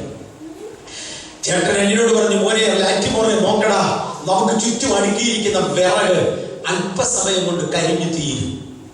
പക്ഷെ നാം പരത്തിയ സുവിശേഷം തീരത്തില്ലടാ, അതുകൊണ്ട് ധൈര്യമായി മരിക്കാം, നീ ഒന്നും ഏറ്റുപറയണ്ട. ചേട്ടനെ ഒന്ന് ഉറപ്പിക്കാൻ അനിയൻ പറഞ്ഞ മറുപടി, അച്ചാച്ചാ, അല്പനേരം കൊണ്ട് നമ്മുടെ ചെറിയുടെ തീ കെട്ടാൽ ലണ്ടൻ പട്ടണത്തിലെ തണുത്ത കാറ്റ് ഈ ചാരം വാരി ഈ ചുറ്റുവട്ടത്തിലൊക്കെ വിതറും. എന്നാൽ പരിശുദ്ധാത്മാവെന്ന കാറ്റ് നമ്മുടെ ശരീരം കരിഞ്ഞ ചാരം വാരി 4 വൻകരകളിൽ വിതറും. അത് ചെല്ലുന്നിടത്ത് ആത്മാക്കൾ ജനിക്കും, നമുക്ക് മരിക്കാം. എനിക്ക് അവരുടെയൊക്കെ ചരിത്രം തൊട്ട തീരെയൊക്കെ പോകും. ഈ ലണ്ടനിൽ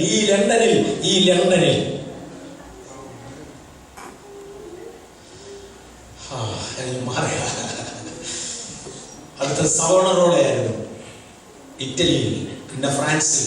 ഞാൻ നിർത്തട്ടെ, ഇവിടെ പോകുന്നില്ല, ഒത്തിരി ഉണ്ട് ഈ കത്തിക്കുന്നത്. വെള്ളമുള്ള ഒരു സ്ഥലത്തെത്തിയപ്പോൾ ഷണ്ണൻ, ഇതാ വെള്ളം, ഞാൻ സ്നാനമേൽക്കുന്നതിന് എന്ത് വിരോധം. ഫിലിപ്പോസ്, നീ പൂർണ്ണ ഹൃദയത്തോടെ വിശ്വസിക്കുന്നെങ്കിലാകാം. വേദപുസ്തകം 13-ാമത്തെ നൂറ്റാണ്ടിൽ രംഗപ്രവേശനം ചെയ്തു. കേട്ടോ, ഞാൻ തിരിച്ചു വരിക. വേദപുസ്തകം 13-ാമത്തെ നൂറ്റാണ്ടിൽ തിരികെ വന്നു തുടങ്ങി. അതിനെ തുടർന്ന് വേദപുസ്തകം വായിച്ചു കൊള്ളുവാൻ ബ്രിട്ടീഷ് മഹാരാജാവ് കൽപ്പിച്ചു. അതുപോലെ ഞാൻ തൊട്ടോട്ടെ, രക്തമേരി എന്ന് ആ പദം എനിക്ക് സേന എന്ന് ഉപയോഗിക്കാൻ കൊള്ളില്ല. അവിടെ ഇംഗ്ലീഷിൽ പറയാതെ മറ്റേ പേരിൽ അവരെ വിളിച്ചിരുന്നേ. രക്തമേരി എന്ന് മലയാളത്തിൽ പറഞ്ഞാൽ കുഴപ്പമില്ല. ക്വീൻമേരി ലോക ചരിത്രത്തിൽ ഏറ്റവും അധികം ഭക്തന്മാരെ കൊന്നത് അവളാ. ഈ വെളിപ്പാട് പുസ്തകത്തിൽ സ്ത്രീ, മഹദിയ ബാബിലോൺ എന്ന സ്ത്രീ വിശുദ്ധന്മാരുടെ രക്തം കുടിച്ച് മത്തയായിരിക്കുന്നു എന്ന് പറഞ്ഞതിന്റെ മെയിൻ കോൺട്രിബ്യൂട്ടേഴ്സിൽ ഒരാളാണ് ക്വീൻ മേരി. മേരി രാജ്ഞി ലോകവാസകലം എന്നവരുടെ കോളനികളായി മാറിക്കൊണ്ടിരിക്കുക. കിട്ടുന്നിടത്തൊക്കെയും ബൈബിൾ വായിക്കുന്നവരെയും വിശ്വസിക്കുന്നവരെയും ചുട്ടുകരിക്കുന്ന സമയം തോമസ് എന്ന പേരിൽ, ശ്രദ്ധിച്ചു കേട്ടോണേ ഒന്നുകൂടെ ശ്രദ്ധിച്ചു, തോമസ് എന്ന പേരിൽ 10 വയസ്സുള്ള ഒരു കുഞ്ഞ് ബൈബിൾ വായിക്കുന്നത് കണ്ടുപിടിച്ചു. നിങ്ങൾക്ക് എന്റെ പ്രായമുള്ള കുഞ്ഞുങ്ങളെ, how old are you? 10 your age. You 10, you 13, you are little senior. Okay, 10 വയസ്സുള്ള തോമസ് എന്ന കുഞ്ഞിനെ, കുഞ്ഞുങ്ങളുടെ കുഞ്ഞിനെ ബൈബിൾ വായിച്ച കാരണത്താൽ കണ്ടുപിടിച്ചു. അവരെ ചുട്ടുകരിക്കുവാനാണ് ക്വീൻ മേരിയുടെ ഓർഡർ. പക്ഷെ ആ ഓർഡർ പാസ്സാക്കേണ്ട ജഡ്ജിന് ഭാരമായി പോയി. ഈ കുഞ്ഞിനെ എങ്ങനെ ചുടും? അതുകൊണ്ട് ആ കുഞ്ഞിനോട് ജഡ്ജ് അവരുടെ സ്പെഷ്യൽ കൺസെഷൻ കൊടുത്തേച്ച് പറഞ്ഞു, നീ പോ, 1 മാസം കഴിഞ്ഞ് നീ വാ. ഈ 1 മാസത്തിനകം ബൈബിൾ വായിക്കത്തില്ല എന്നൊരു തീരുമാനം എടുക്കണം. അവന്റെ അപ്പനെയും അമ്മയും വിളിച്ചേച്ച് പറഞ്ഞു, നിങ്ങളുടെ കടമയാണ് അവൻ ബൈബിൾ വായിക്കത്തില്ല എന്നിവരെ കൊണ്ട് പറയിപ്പിക്കുന്നത്. കൊണ്ടുപോകും. ഇവരെ കൊണ്ടുപോയിട്ട് മാനസാന്തരപ്പെടുത്തി 1 മാസം കഴിയുമ്പോൾ വരാൻ പറഞ്ഞു. തോമസ് തീരുമാനിച്ചു, ബൈബിൾ വായിക്കുന്നില്ല, ജീവിക്കുന്നില്ല, ചാകുക ഭേദം. ഞാൻ ബൈബിൾ വായിക്കും, പ്രചരിപ്പിക്കും. 10 വയസ്സ്. നിങ്ങളെ കൊണ്ട് നോക്കുവോ? ഇവിടെ 50 വയസ്സുകാരനോട് മുങ്ങുന്നു ചോദിച്ചപ്പോൾ അമ്മാമ്മ ചിരിക്കുകയില്ല, പിന്നെ എടുക്കാൻ ആലോചിക്കുന്നു. ദൈവമായിട്ടുള്ള ബന്ധത്തിന്റെ കുറവ് ഒന്നുമില്ല. തോമസ് അവന്റെ വീട് വിട്ടിറങ്ങി ഓടിക്കളഞ്ഞു. രക്തസാക്ഷികൾ എന്ന പുസ്തകത്തിലുണ്ട്, ഞാൻ എഴുതിയ 4 യാമങ്ങൾ എന്ന പുസ്തകത്തിൽ ഞാൻ കൊടുത്തിട്ടുണ്ട്, റിപ്പീറ്റ് ചെയ്തിട്ടുണ്ട്. ഇറങ്ങി ഓടിക്കളഞ്ഞു. അതിനെ തുടർന്ന് ജഡ്ജ് അപ്പനെ അറിയിച്ചു, തോമസിനെ കൊണ്ടുവരുന്നില്ലെങ്കിൽ നിന്റെ സകല മക്കളെയും ചുട്ടുകരിക്കും, നിന്നെ കരിക്കും, അല്ലെ രാജ്ഞി എന്നെ കരിക്കും. തോമസിന്റെ അപ്പൻ തോമസിനെ തേടി, അമ്മ തോമസിനെ തേടി, സഹോദരന്മാർ തോമസിനെ തേടി ഈ ലണ്ടന്റെ തെരുവുകളിൽ അരഞ്ഞു നടക്കുക, സിറ്റി ടു സിറ്റി. തോമസ് പേര് വിളിച്ചുകൊണ്ട് ഇവർ പോകുക. ഒരു സ്ഥലത്ത് വെച്ച് തോമസിന്റെ പിതാവിനെ തോമസ് റെക്കഗ്നൈസ് ചെയ്തു. അവൻ ഓടി വന്നു. എന്താ അപ്പാ എന്ന് പറഞ്ഞ് തിരിച്ചു വന്നു. പറഞ്ഞു, പൊന്നുമോനെ, കേസ് ഇതാണ്, കുടുംബം മുഴുവൻ കത്തിക്കും, അതുകൊണ്ട് നീ ബൈബിൾ വായിക്കുന്നില്ലെന്ന് ചുമ്മാതെങ്കിലും ആ ജഡ്ജിന്റെ മുമ്പിൽ ഒന്ന് പറഞ്ഞേ തീരും. പറഞ്ഞു, ഞാൻ തന്നെ ജഡ്ജിനെ പോയി കണ്ടു പറഞ്ഞോളാം. തോമസ് നേരെ ജഡ്ജിന്റെ മുമ്പിൽ ഹാജരായി പറഞ്ഞു, ബൈബിൾ വായിക്കുന്ന കുറ്റത്തിന് മുമ്പ് വന്ന തോമസ് ഞാനാണ്. എന്റെ തീരുമാനം ആവർത്തിച്ച് പറയാൻ വന്നതാ. മരിക്കുന്നത് വരെ വായിക്കും, വേണ്ടത് ചെയ്യും.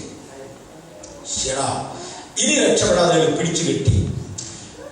നാട്ടുകാർ മുഴുവൻ ഇളകി. തോമസിനെ കൊല്ലാൻ പറ്റുകയില്ല. 10 വയസ്സ്. ഇവരെ കൊല്ലാൻ പറ്റിയില്ല. ഇത്രയും തൻ്റെയുള്ള കൊച്ചൻ കൊല്ലാൻ പറ്റിയില്ല. ഇവിടുത്തെ സായിപ്പെല്ലാം കൂടെ ഇറങ്ങി. അന്ന് ആ ജഡ്ജ് അവന് കൊടുത്ത ഫൈനൽ ഓപ്ഷൻ, അരവരെ മാത്രം വിറകെടുക്കുക. കരിങ്കൽ തൂണിൽ തുരുമ്പിച്ച ചങ്ങല കൊണ്ട് കിട്ടി. അരവരെ മാത്രം വിറകെടുക്കുക. അവന് വായിക്കാവുന്ന, അവനെ കൈ നീട്ടി എടുക്കാവുന്ന അകലത്തിൽ അവൻ വായിച്ചിരുന്ന ബൈബിളിന്റെ കൈയെഴുത്തു കോപ്പി മുന്നിൽ വെക്കുക. എണ്ണ ഒഴിക്കുക, അകലത്തീ കത്തിക്കുക. വട്ടത്തിൽ നിന്ന് പുകയും തീയുടെ ചൂടും അടിക്കുമ്പോൾ കൊച്ചൻ അനുദവിക്കുമ്പോൾ മുൻപിലിരിക്കുന്ന ബൈബിൾ എടുത്ത് തീയിലേക്ക് അത് എറിഞ്ഞാൽ നീ അത് വിട്ടതായി ഞങ്ങൾ അംഗീകരിച്ചു. പിന്നെ അത് പരസ്യമായി പറയണം, നിന്നെ രക്ഷിച്ചോളാം. തീരെടുത്താനുള്ള സകല സംവിധാനങ്ങൾ ഒരുക്കി. ജനം ആയിരങ്ങൾ പട്ടണക്കാർ മുഴുവനും ഈ മൈതാനത്ത് വന്ന് കണ്ടുകൊണ്ട് നിന്നു.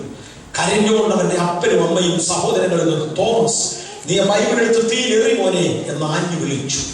തോമസ് ചൂടടിച്ചു തുടങ്ങിയപ്പോൾ തന്റെ ജ്യേഷ്ഠ സഹോദരനെ, മുൻപിൽ നിന്ന് ജ്യേഷ്ഠ സഹോദരനെ നോക്കി. ജ്യേഷ്ഠ സഹോദരൻ പറഞ്ഞ, അച്ചാച്ച ഞാൻ ഇന്ന് സ്വർഗത്തിൽ. അച്ചാച്ചൻ അച്ചാച്ച ഒറ്റയ്ക്ക് വരല്ലേ, ഒരു കൂട്ടം ആളിനെ കൂടെ കൊണ്ടുവരണം. ആളിനെ കൊണ്ടുവരാനുള്ള ആകെ മാധ്യമം ഈ ബൈബിൾ. അവൻ കൈ നീട്ടിയ ബൈബിൾ എടുത്തു. അച്ചാച്ചന്റെ നേരെ ജനക്കൂട്ടത്തിന്റെ ഇടയിലേക്ക് ഒരു ഒറ്റ തോമസ് കത്തി മരിച്ചു.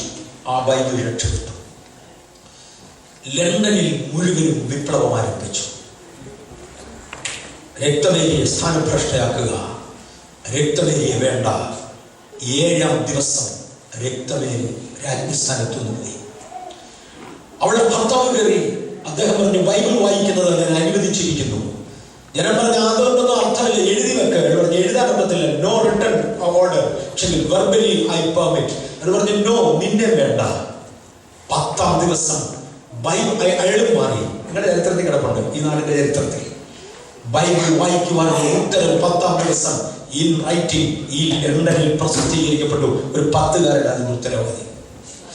അങ്ങനെ ബൈബിൾ വായന അനുവദിക്കപ്പെട്ടതോടെ വ്യത്യസ്ത മതങ്ങളുടെ ബിഷപ്പന്മാർ അവരവരുടെ ശൈലിക്ക് തിരുത്താൻ തുടങ്ങി. ആരാണ്ട് കൈകൊണ്ട് എഴുതുക, അതിലെ ഓരോ വാക്കത് വെട്ടിയാലുണ്ട്. അവനത് വെട്ടി, അവൻ ഇഷ്ടപ്പെട്ടത് അവൻ എഴുതി, ഇവൻ ഇഷ്ടപ്പെട്ടത് ഇവൻ എഴുതി. ചുരുക്കി പറഞ്ഞ ബൈബിളിന് ഒരു യൂണിക്നെസ് ഇല്ലാതെ ഒരുപാട് ഫോമിലേക്ക് മാറ്റി. ഇന്നത്തെ ശിശുസ്നാനം കൊണ്ട് നടക്കുന്നവർ ഈ വാക്കങ്ങൾ എടുത്തുകള്. നീ പൂർണ്ണ ഹൃദയത്തോടെ വിശ്വസിക്കുന്നെങ്കിൽ ആകാം, ഇല്ല. വേറൊരുത്തൻ വേറൊന്ന് എഴുതി ചേർത്തു. മരിച്ചവരോട് പ്രാർത്ഥിക്കുന്നത് തെറ്റില്ല എന്ന് എഴുതി ചേർത്തു, അത് എഴുതി ചേർത്തു. നാട്ടു നടപ്പുകൾ മുഴുവനും ബൈബിളിന്റെ ഭാഗങ്ങളായി മാറി. 16-ാമത്തെ നൂറ്റാണ്ടിൽ ജെയിംസ് മഹാരാജാവ് ഇതിനൊരു അന്തം കുറിക്കുവാൻ തീരുമാനിച്ചുകൊണ്ട് അതിന്റെ ഒറിജിനൽ സ്ക്രിപ്റ്റ് എടുത്തു വെച്ച് തർജ്ജിമ ചെയ്തപ്പോൾ മറ്റുള്ള കണ്ടംപററി തർജ്ജിമകളുമായി താരതമ്യം ചെയ്തു. കണ്ടംപററി തർജ്ജിമകളിൽ നിന്ന് എടുത്തു കളഞ്ഞതും ഒറിജിനൽ സ്ക്രിപ്റ്റിൽ ഉള്ളതുമാണ് ഈ ബ്രാക്കറ്റിൽ ഇട്ടിരിക്കുന്നത്. മനസ്സിലായോ? അതാ ഈ ബ്രാക്കറ്റിൽ എന്ന് പറഞ്ഞാൽ പിശാച് ഒരുപാട് പണതായി എടുത്തു കളയാൻ കർത്താവ് തിരിച്ചു കൊണ്ടെന്ന് അതാ ഈ ബ്രാക്കറ്റിൽ കിടക്കുന്നത്. 37 ഇത് തന്നെയാണ്. അത് കഴിഞ്ഞ് പലയിടത്ത് കിടപ്പുണ്ട്, ബ്രാക്കറ്റിൽ പലയിടത്ത് കിടപ്പുണ്ട്. വിശ്വസിക്കുകയും സ്നാനം കഴിക്കുകയും ചെയ്യുന്നതും രക്ഷിക്കപ്പെടുന്നത് മർക്കോസ് 16:16 ബ്രാക്കറ്റില്ല. കാര്യം പിശാചിന് വൈരാഗ്യമുള്ള പലതും പിശാച് പൊക്കിയെടുത്ത് കളഞ്ഞു. പക്ഷെ തമ്പുരാന്റെ സമയത്ത് ദൈവം അതിനെ റിസ്റ്റോർ ചെയ്തു. ദൈവം നമുക്കത് മടക്കി തന്നു. ഇന്ന് നമ്മുടെ മുമ്പിൽ തമ്പുരാൻ കൊണ്ടുവച്ചിരിക്കുക. അതിന് ഫിലിപ്പോസ് 37-ാം വാക്യം, നീ പൂർണ്ണ ഹൃദയത്തോടെ വിശ്വസിക്കുന്നെങ്കിൽ ആകാമെന്ന് പറഞ്ഞു. ഞാനായിരുന്നെങ്കിൽ ചിലപ്പോൾ ചിന്തിച്ചതിന് ഏതായാലും ഈ എത്യോപ്യ എന്ന് വന്ന പുള്ളിയെ സുവിശേഷം പറഞ്ഞാൽ ഇവൻ സ്നാനപ്പെടും എന്ന പരുവമായി മുക്കി അങ്ങ് വിട്ടേക്കാം, പോയി ഗുണപ്പെട്ടോട്ടെന്ന്. അങ്ങനെ വിചാരിക്കുന്ന ഒരുപാട് എണ്ണം ഉണ്ട്. പക്ഷെ ഫിലിപ്പോസ് ഓർത്ത് തിരിച്ചാൽ ഇതിനെ മുക്കി ഞാനെന്തിനാ നരകത്തിപ്പോന്നെ? ലഭിച്ചാൽ ഞാൻ നരകത്തിപ്പോ. No doubt. ഈ നമ്മുടെ CD-കൾ കോപ്പി ചെയ്ത് വന്നു. കോപ്പി ചെയ്തു. അതിനകത്ത് വൈറ്റ് സിറ്റി എന്ന് പറഞ്ഞുകൊണ്ട് ഒരു CD എപ്പോഴാണ് കൊടുക്കുന്നത് എനിക്കറിയത്തില്ല. മീറ്റിംഗ് ഇവിടെ തന്നെ ഉണ്ട്. ഇന്ന് വൈകിട്ട് ഇപ്പോഴത്തെ മീറ്റിംഗ് കഴിഞ്ഞാൽ വൈറ്റ് സിറ്റി എന്ന് പറയുന്ന ഒരു CD ഉണ്ട്. പല CD ഉണ്ട്. എല്ലാ CD ഇമ്പോർട്ടൻ്റ് ആണ്. Nothing unimportant. ആവറേജ് ഞങ്ങളാരും പ്രസിദ്ധീകരിക്കാറില്ല. We always look beyond. White city എന്ന പേരിൽ ഒരു CD ഉണ്ട്. അതിനകത്ത് തെക്കേ അമേരിക്കയിൽ നിന്നും ഏഞ്ചലിക്ക എന്ന് പറയുന്ന ഒരു പെൺകുട്ടിയെ സ്വർഗത്തിലെ ദൈവം സ്വർഗവും നരകവും കൊണ്ട് കാണിച്ച് തിരിച്ചു വിട്ട ഒരു ചരിത്രമുണ്ട്. അവളുടെ അനുഭവ സാക്ഷ്യം ആ വെബ്സൈറ്റിൽ കിടപ്പുണ്ട്. ആ വെബ്സൈറ്റിനകത്ത്, ഞാനിത് റെക്കോർഡ് ചെയ്യുന്നത് കാരണത്താൽ ഞാൻ ഇപ്പോഴും ആ പേര് പറയുന്നില്ല, വേണ്ടി ഒരു വെബ്സൈറ്റിൽ പോയി കണ്ടു. അവരുടെ വെബ്സൈറ്റിനകത്ത് ദൈവം നരകത്തിൽ കൊണ്ട് കാണിക്കുമ്പോൾ ഭയങ്കര മതനേതാക്കന്മാർ, ക്രിസ്തീയ റിലീജിയസ് ലീഡേഴ്സ് കിടക്കുന്നത് കൊണ്ട് കാണിച്ചു. ദേവന്മാരെ വീട്ടിരിക്കുന്നതിന്റെ കാര്യം ജനത്തോട് ദുരുപദേശം പറഞ്ഞതാ. ഉപദേശം എവിടെയെങ്കിലും ലംഘിച്ച് പറയുന്ന ഉപദേശമാരെ ശ്രദ്ധിച്ചോ, വലിയ പുള്ളികൾ കൊണ്ട് കൂടെ കിടക്കും. ഈ ആയുസ് അവന്മാരെ കൊണ്ടൊന്ന് ക്ഷയിക്കാനില്ല പോലും ഒക്കുകയില്ല. അതുപോലെ വലിയ പാർട്ടിയാ. അവിടെ ചെല്ലുമ്പോൾ കൂട്ടക്കാറ്റിലാണ് ഒന്നിച്ചു കാര്യം. ദുരുപദേശം പറഞ്ഞാൽ മതി, പറഞ്ഞാൽ അധികം ഒന്നും ചെയ്യും. ജനത്തെ ദൈവത്തിങ്കിൽ നിന്ന് തെറ്റിച്ച് കളയുന്ന ദുരുപദേശം പറഞ്ഞതിന് വൻ പാർട്ടികളെ ഇട്ടിട്ടുണ്ടവർ. ഏഞ്ചലിക്കാമെന്ന് പറയുന്നു. അവിടെ വെബ്സൈറ്റിൽ റെഫറൻസ് കൊടുത്തിട്ടുണ്ട്. മെനി ഇമ്പോർട്ടന്റ് തിങ്സ് ആ ഒരു ശ്രീനിക്കായിട്ട്. ഓക്കെ, നിന്നെ വിശ്വസിക്കാത്ത നിന്നെ സ്നാനപ്പെടുത്തി ഞാനെന്തിനാ നരകത്തിൽ പോകുന്നത്? അതിന്റെ ആവശ്യമില്ലല്ലോ. അതുകൊണ്ട് ഫിലിപ്പോസ് പറഞ്ഞു, നീ പൂർണ്ണ ഹൃദയത്തോടെ വിശ്വസിക്കുന്നവരാകാമെന്ന് പറഞ്ഞു. 38 അങ്ങനെ അവൻ തേർന്നെടുത്തുവാൻ കൽപ്പിച്ചു എന്ന പദം എത്യോപ്യയുടെ ഫൈനാൻസ് മിനിസ്റ്ററെ കുറിച്ചാണ്. He doesn't request because somebody under his authority, അദ്ദേഹത്തിന്റെ കീഴിലുള്ള ഒരുവനാണ് രഥം ഓടിക്കുന്നത്. അതുകൊണ്ട് രഥം നിർത്തുവാൻ കൽപ്പിച്ചു. ഫിലിപ്പോസും ഷണ്ഡനും ഇരുവരും വെള്ളത്തിൽ ഇറങ്ങി. ഒരു ക്രിസ്തീയ സ്നാനം നടത്തുവാൻ എത്ര പേർ വെള്ളത്തിൽ ഇറങ്ങണം? സ്നാനം കൊടുക്കുന്നയാളും സ്നാനം എടുക്കുന്നയാളും. ഇതൊന്നും നിസ്സാരമല്ല. അതുകൊണ്ട് മാതൃകാ സ്നാനം ഇതിനകത്ത് എഴുതിയിട്ടിരിക്കുന്നു. ഒരു ക്രിസ്തീയ സ്നാനം നടത്തുവാൻ സ്നാനം കൊടുക്കുന്നയാളും സ്നാനം എടുക്കുന്നയാളും ഇരുവരും വെള്ളത്തിൽ ഇറങ്ങണം. വെള്ളം സ്നാനവാളിയുടെ അടുക്കലേക്ക് കൊണ്ടുവരികയല്ല, സ്നാനവാളിയെ വെള്ളത്തിലേക്ക് കൊണ്ടുപോവുകയാണ്. Too many. ഇല്ലെങ്കിൽ നനഞ്ഞ തുണിയുമായിട്ട് ഈ രഥത്തിൽ എത്യോപ്യ വരെ യാത്ര ചെയ്യേണ്ട മനുഷ്യൻ ഇക്കൈക്ക് ഇങ്ങനെ വെള്ളത്തിൽ തുണി കൊടുത്ത് ഇറങ്ങേണ്ട കാര്യമൊന്നുമില്ല. പക്ഷെ ഫിലിപ്പോസിനോട് പറഞ്ഞു, സ്നാനം നടക്കണമെങ്കിൽ ഇതാ പോലെ വ്യവസ്ഥ വേണമെങ്കിൽ ഇരുവരും വെള്ളത്തിൽ ഇറങ്ങി. അവനവരെ സ്നാനം കഴിപ്പിച്ചു. ഫിലിപ്പോസിനെ ദൈവത്തിന്റെ ആത്മാവ് എടുത്തുകൊണ്ട് പോയി. സ്നാനം കൊടുത്തു കഴിഞ്ഞാൽ സ്നാനപ്പെട്ടവന് കൂട്ടായ്മ കൊടുക്കുന്നത് സ്നാനപ്പെടുത്തിയവരുടെ കടമയാണ്. മനസ്സിലാകുന്നുണ്ടോ? ഫിലിപ്പോസിനെ നോക്കാതെ വന്നു. അതുകൊണ്ടാണ് ഈ എഴുത്തെഴുതിയത് ഫിലിപ്പോസിനെ എടുത്തുകൊണ്ട് പോയി. ദൂതൻ ഫിലിപ്പോസിനെ എടുത്തുകൊണ്ട് പോയി. നിങ്ങളൊക്കെ ചോദിച്ചാൽ അങ്ങനെ എടുത്തുകൊണ്ട് പോകുന്ന സിസ്റ്റമിൽ ഇപ്പൊ ഉണ്ടോ? ഉണ്ട്. ഇന്നും ആത്മീയർ അനുഭവിക്കുന്നതുണ്ട്. വേദപുസ്തക കാലത്ത് ആകപ്പാടെ നടന്ന ഒറ്റ സംഭവം, അതുകൊണ്ടാണ് ഇവിടെ രേഖപ്പെടുത്തിയത്. ഇന്നും അനേക സംഭവങ്ങൾ നടക്കുന്നുണ്ട്. എനിക്ക് പേഴ്സണലി അറിയാവുന്ന ഒരാൾ, ഞാൻ ഇന്ന് പേരുടെ പരസ്യമായി ഉച്ചരിക്കുന്നില്ല. കാര്യം ഇവർക്കൊക്കെ വിശാലികൾക്കൊക്കെ ഒരുപാട് എതിരെ. അതുകൊണ്ട് ചുമ്മാ കണ്ട പഞ്ചപത്രക്കാരൻ എന്റെ പേര് പറഞ്ഞിരിക്കാൻ ടു ഹാപ്പി. പക്ഷെങ്കിൽ മറ്റ് ബഹുമാനിക്കപ്പെടുന്നവരുടെ പേരുകൾ വരാതിരിക്കാൻ വടക്കേ ഇന്ത്യയിൽ കൺവെൻഷൻ നടത്താൻ വേണ്ടി 2 ദൈവദാസന്മാരെ ഒരുമിച്ച് തെക്കേ ഇന്ത്യയിൽ വിളിച്ചു. കൺവെൻഷന്റെ ഇടയിൽ വലിയ വിപ്ലവമായി. ആസിഡ് ബൾബ് കൊണ്ട് ഏറു തുടങ്ങി, പെട്രോൾ നിറച്ച ബൾബുകൾ കൊണ്ട് എറിഞ്ഞു തുടങ്ങി, തീപിടുത്തമായി. ഈ പ്രസംഗിക്കാൻ പോയ 2 പേരും ജീവനും കൊണ്ട് രക്ഷപ്പെട്ടു. പക്ഷെ 2 പേരും തമ്മിൽ അങ്ങോട്ടും ഇങ്ങോട്ടും ചെറിയ 2 പേരും ഇട്ടിരുന്ന ഉടുപ്പൊക്കെ അവരെ ഊരിക്കളഞ്ഞു. അപ്പോൾ ഉടുപ്പില്ലാതെ നിന്നതോടുകൂടെ പ്രസംഗിക്കാൻ വന്നവരാന്നൊരു ധാരണ ആളുകൾക്ക് ഇല്ലാതെ ഒരാൾ കൂടി അദ്ദേഹം വന്നിരുന്ന ജീപ്പിന്റെ അടുക്കലെത്തി. ജീപ്പെ കയറി. അവിടെ എല്ലാം തപ്പിട്ട് മറ്റേ ആളിനെ കിട്ടുന്നില്ല. മറ്റേ ആളിനെ ഇവിടെ കണ്ടുവച്ച് പോയാൽ മതി എന്നായി. അതോടുകൂടെ കൺവെൻഷന്റെ ഓർഗനൈസേഴ്സ് നിർബന്ധമായി ഈ ആളിനെ പറഞ്ഞയച്ചു. മറ്റേ ആൾ വെളിയിൽ വന്നു. അതോടെ കൺവെൻഷന്റെ ഓർഗനൈസേഴ്സ് പറഞ്ഞു, ഈ റോഡിൽ കുറച്ചങ്ങോട്ട് മാറുന്നില്ല, ഞങ്ങൾ വേറെ ഏതെങ്കിലും വണ്ടി കൊണ്ടുവരും, ആരെയും കാണാതെ പോകാം. നിങ്ങൾ ഉടുപ്പും പെന്നിനും ഊരിക്കളയാൻ പറഞ്ഞു. അവർ ഉടുപ്പും പെന്നിനും ഊരിക്കളഞ്ഞു. ആവശ്യത്തിന് വസ്ത്രമില്ലാതെ വഴി നിൽക്കുമ്പോൾ പ്രസംഗകരാരും തെറ്റിദ്ധരിക്കുകയില്ല. അതുകൊണ്ട് അദ്ദേഹത്തിന് ചുമ്മാ ഒരു തോന്നൽ തോന്നി, ഒന്ന് നടന്നാലോ ഒന്ന്. ജീപ്പ് 45 മിനിറ്റ് ഓടിയെങ്കിലേ വന്ന സ്ഥലത്ത് ജീപ്പ് 45 മിനിറ്റ് ഓടിയെങ്കിലേ ഇവർ താമസിക്കുന്ന സ്ഥലത്ത് എത്തത്തുള്ളൂ. കാര്യം ഇവിടെ പ്രശ്നം ഉണ്ടായാൽ രക്ഷപ്പെടാൻ വേണ്ടി അകലെ താമസിപ്പിച്ചിരിക്കുകയാണ്. അദ്ദേഹം എന്നോട് പറഞ്ഞ വാചകം, പാസ്റ്റർ ഉദ്ദേശം 5 മിനിറ്റ് നടന്നപ്പോൾ കണ്ടോ ഞങ്ങൾ താമസിക്കുന്ന സ്ഥലത്ത് ആദ്യം പിന്നെ ജീപ്പിക്ക് വന്നിട്ടില്ല. എങ്ങനെ ഇവിടെ എത്തി? ഒരു ആരും മുഖ്യമായിട്ടൊന്നും ആരും കണ്ടില്ല.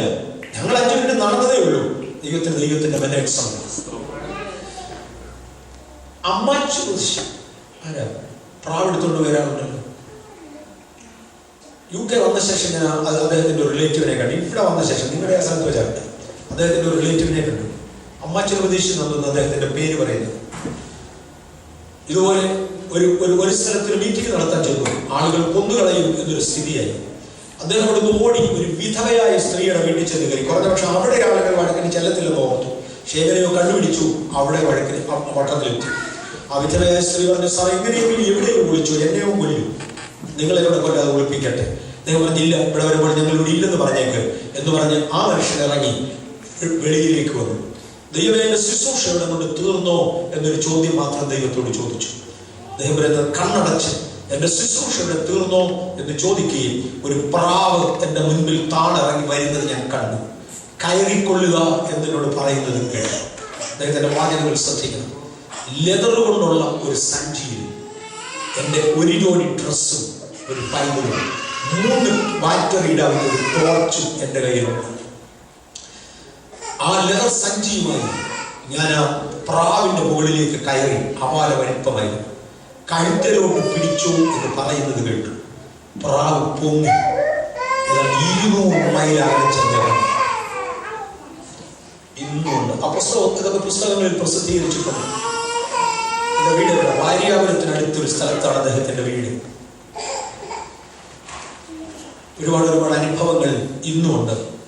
ഫിലിപ്പോസിന്റെ കാലത്ത് നടന്ന ഏക സംഭവമാണ് അത് ബൈബിളിൽ രേഖപ്പെടുത്തി.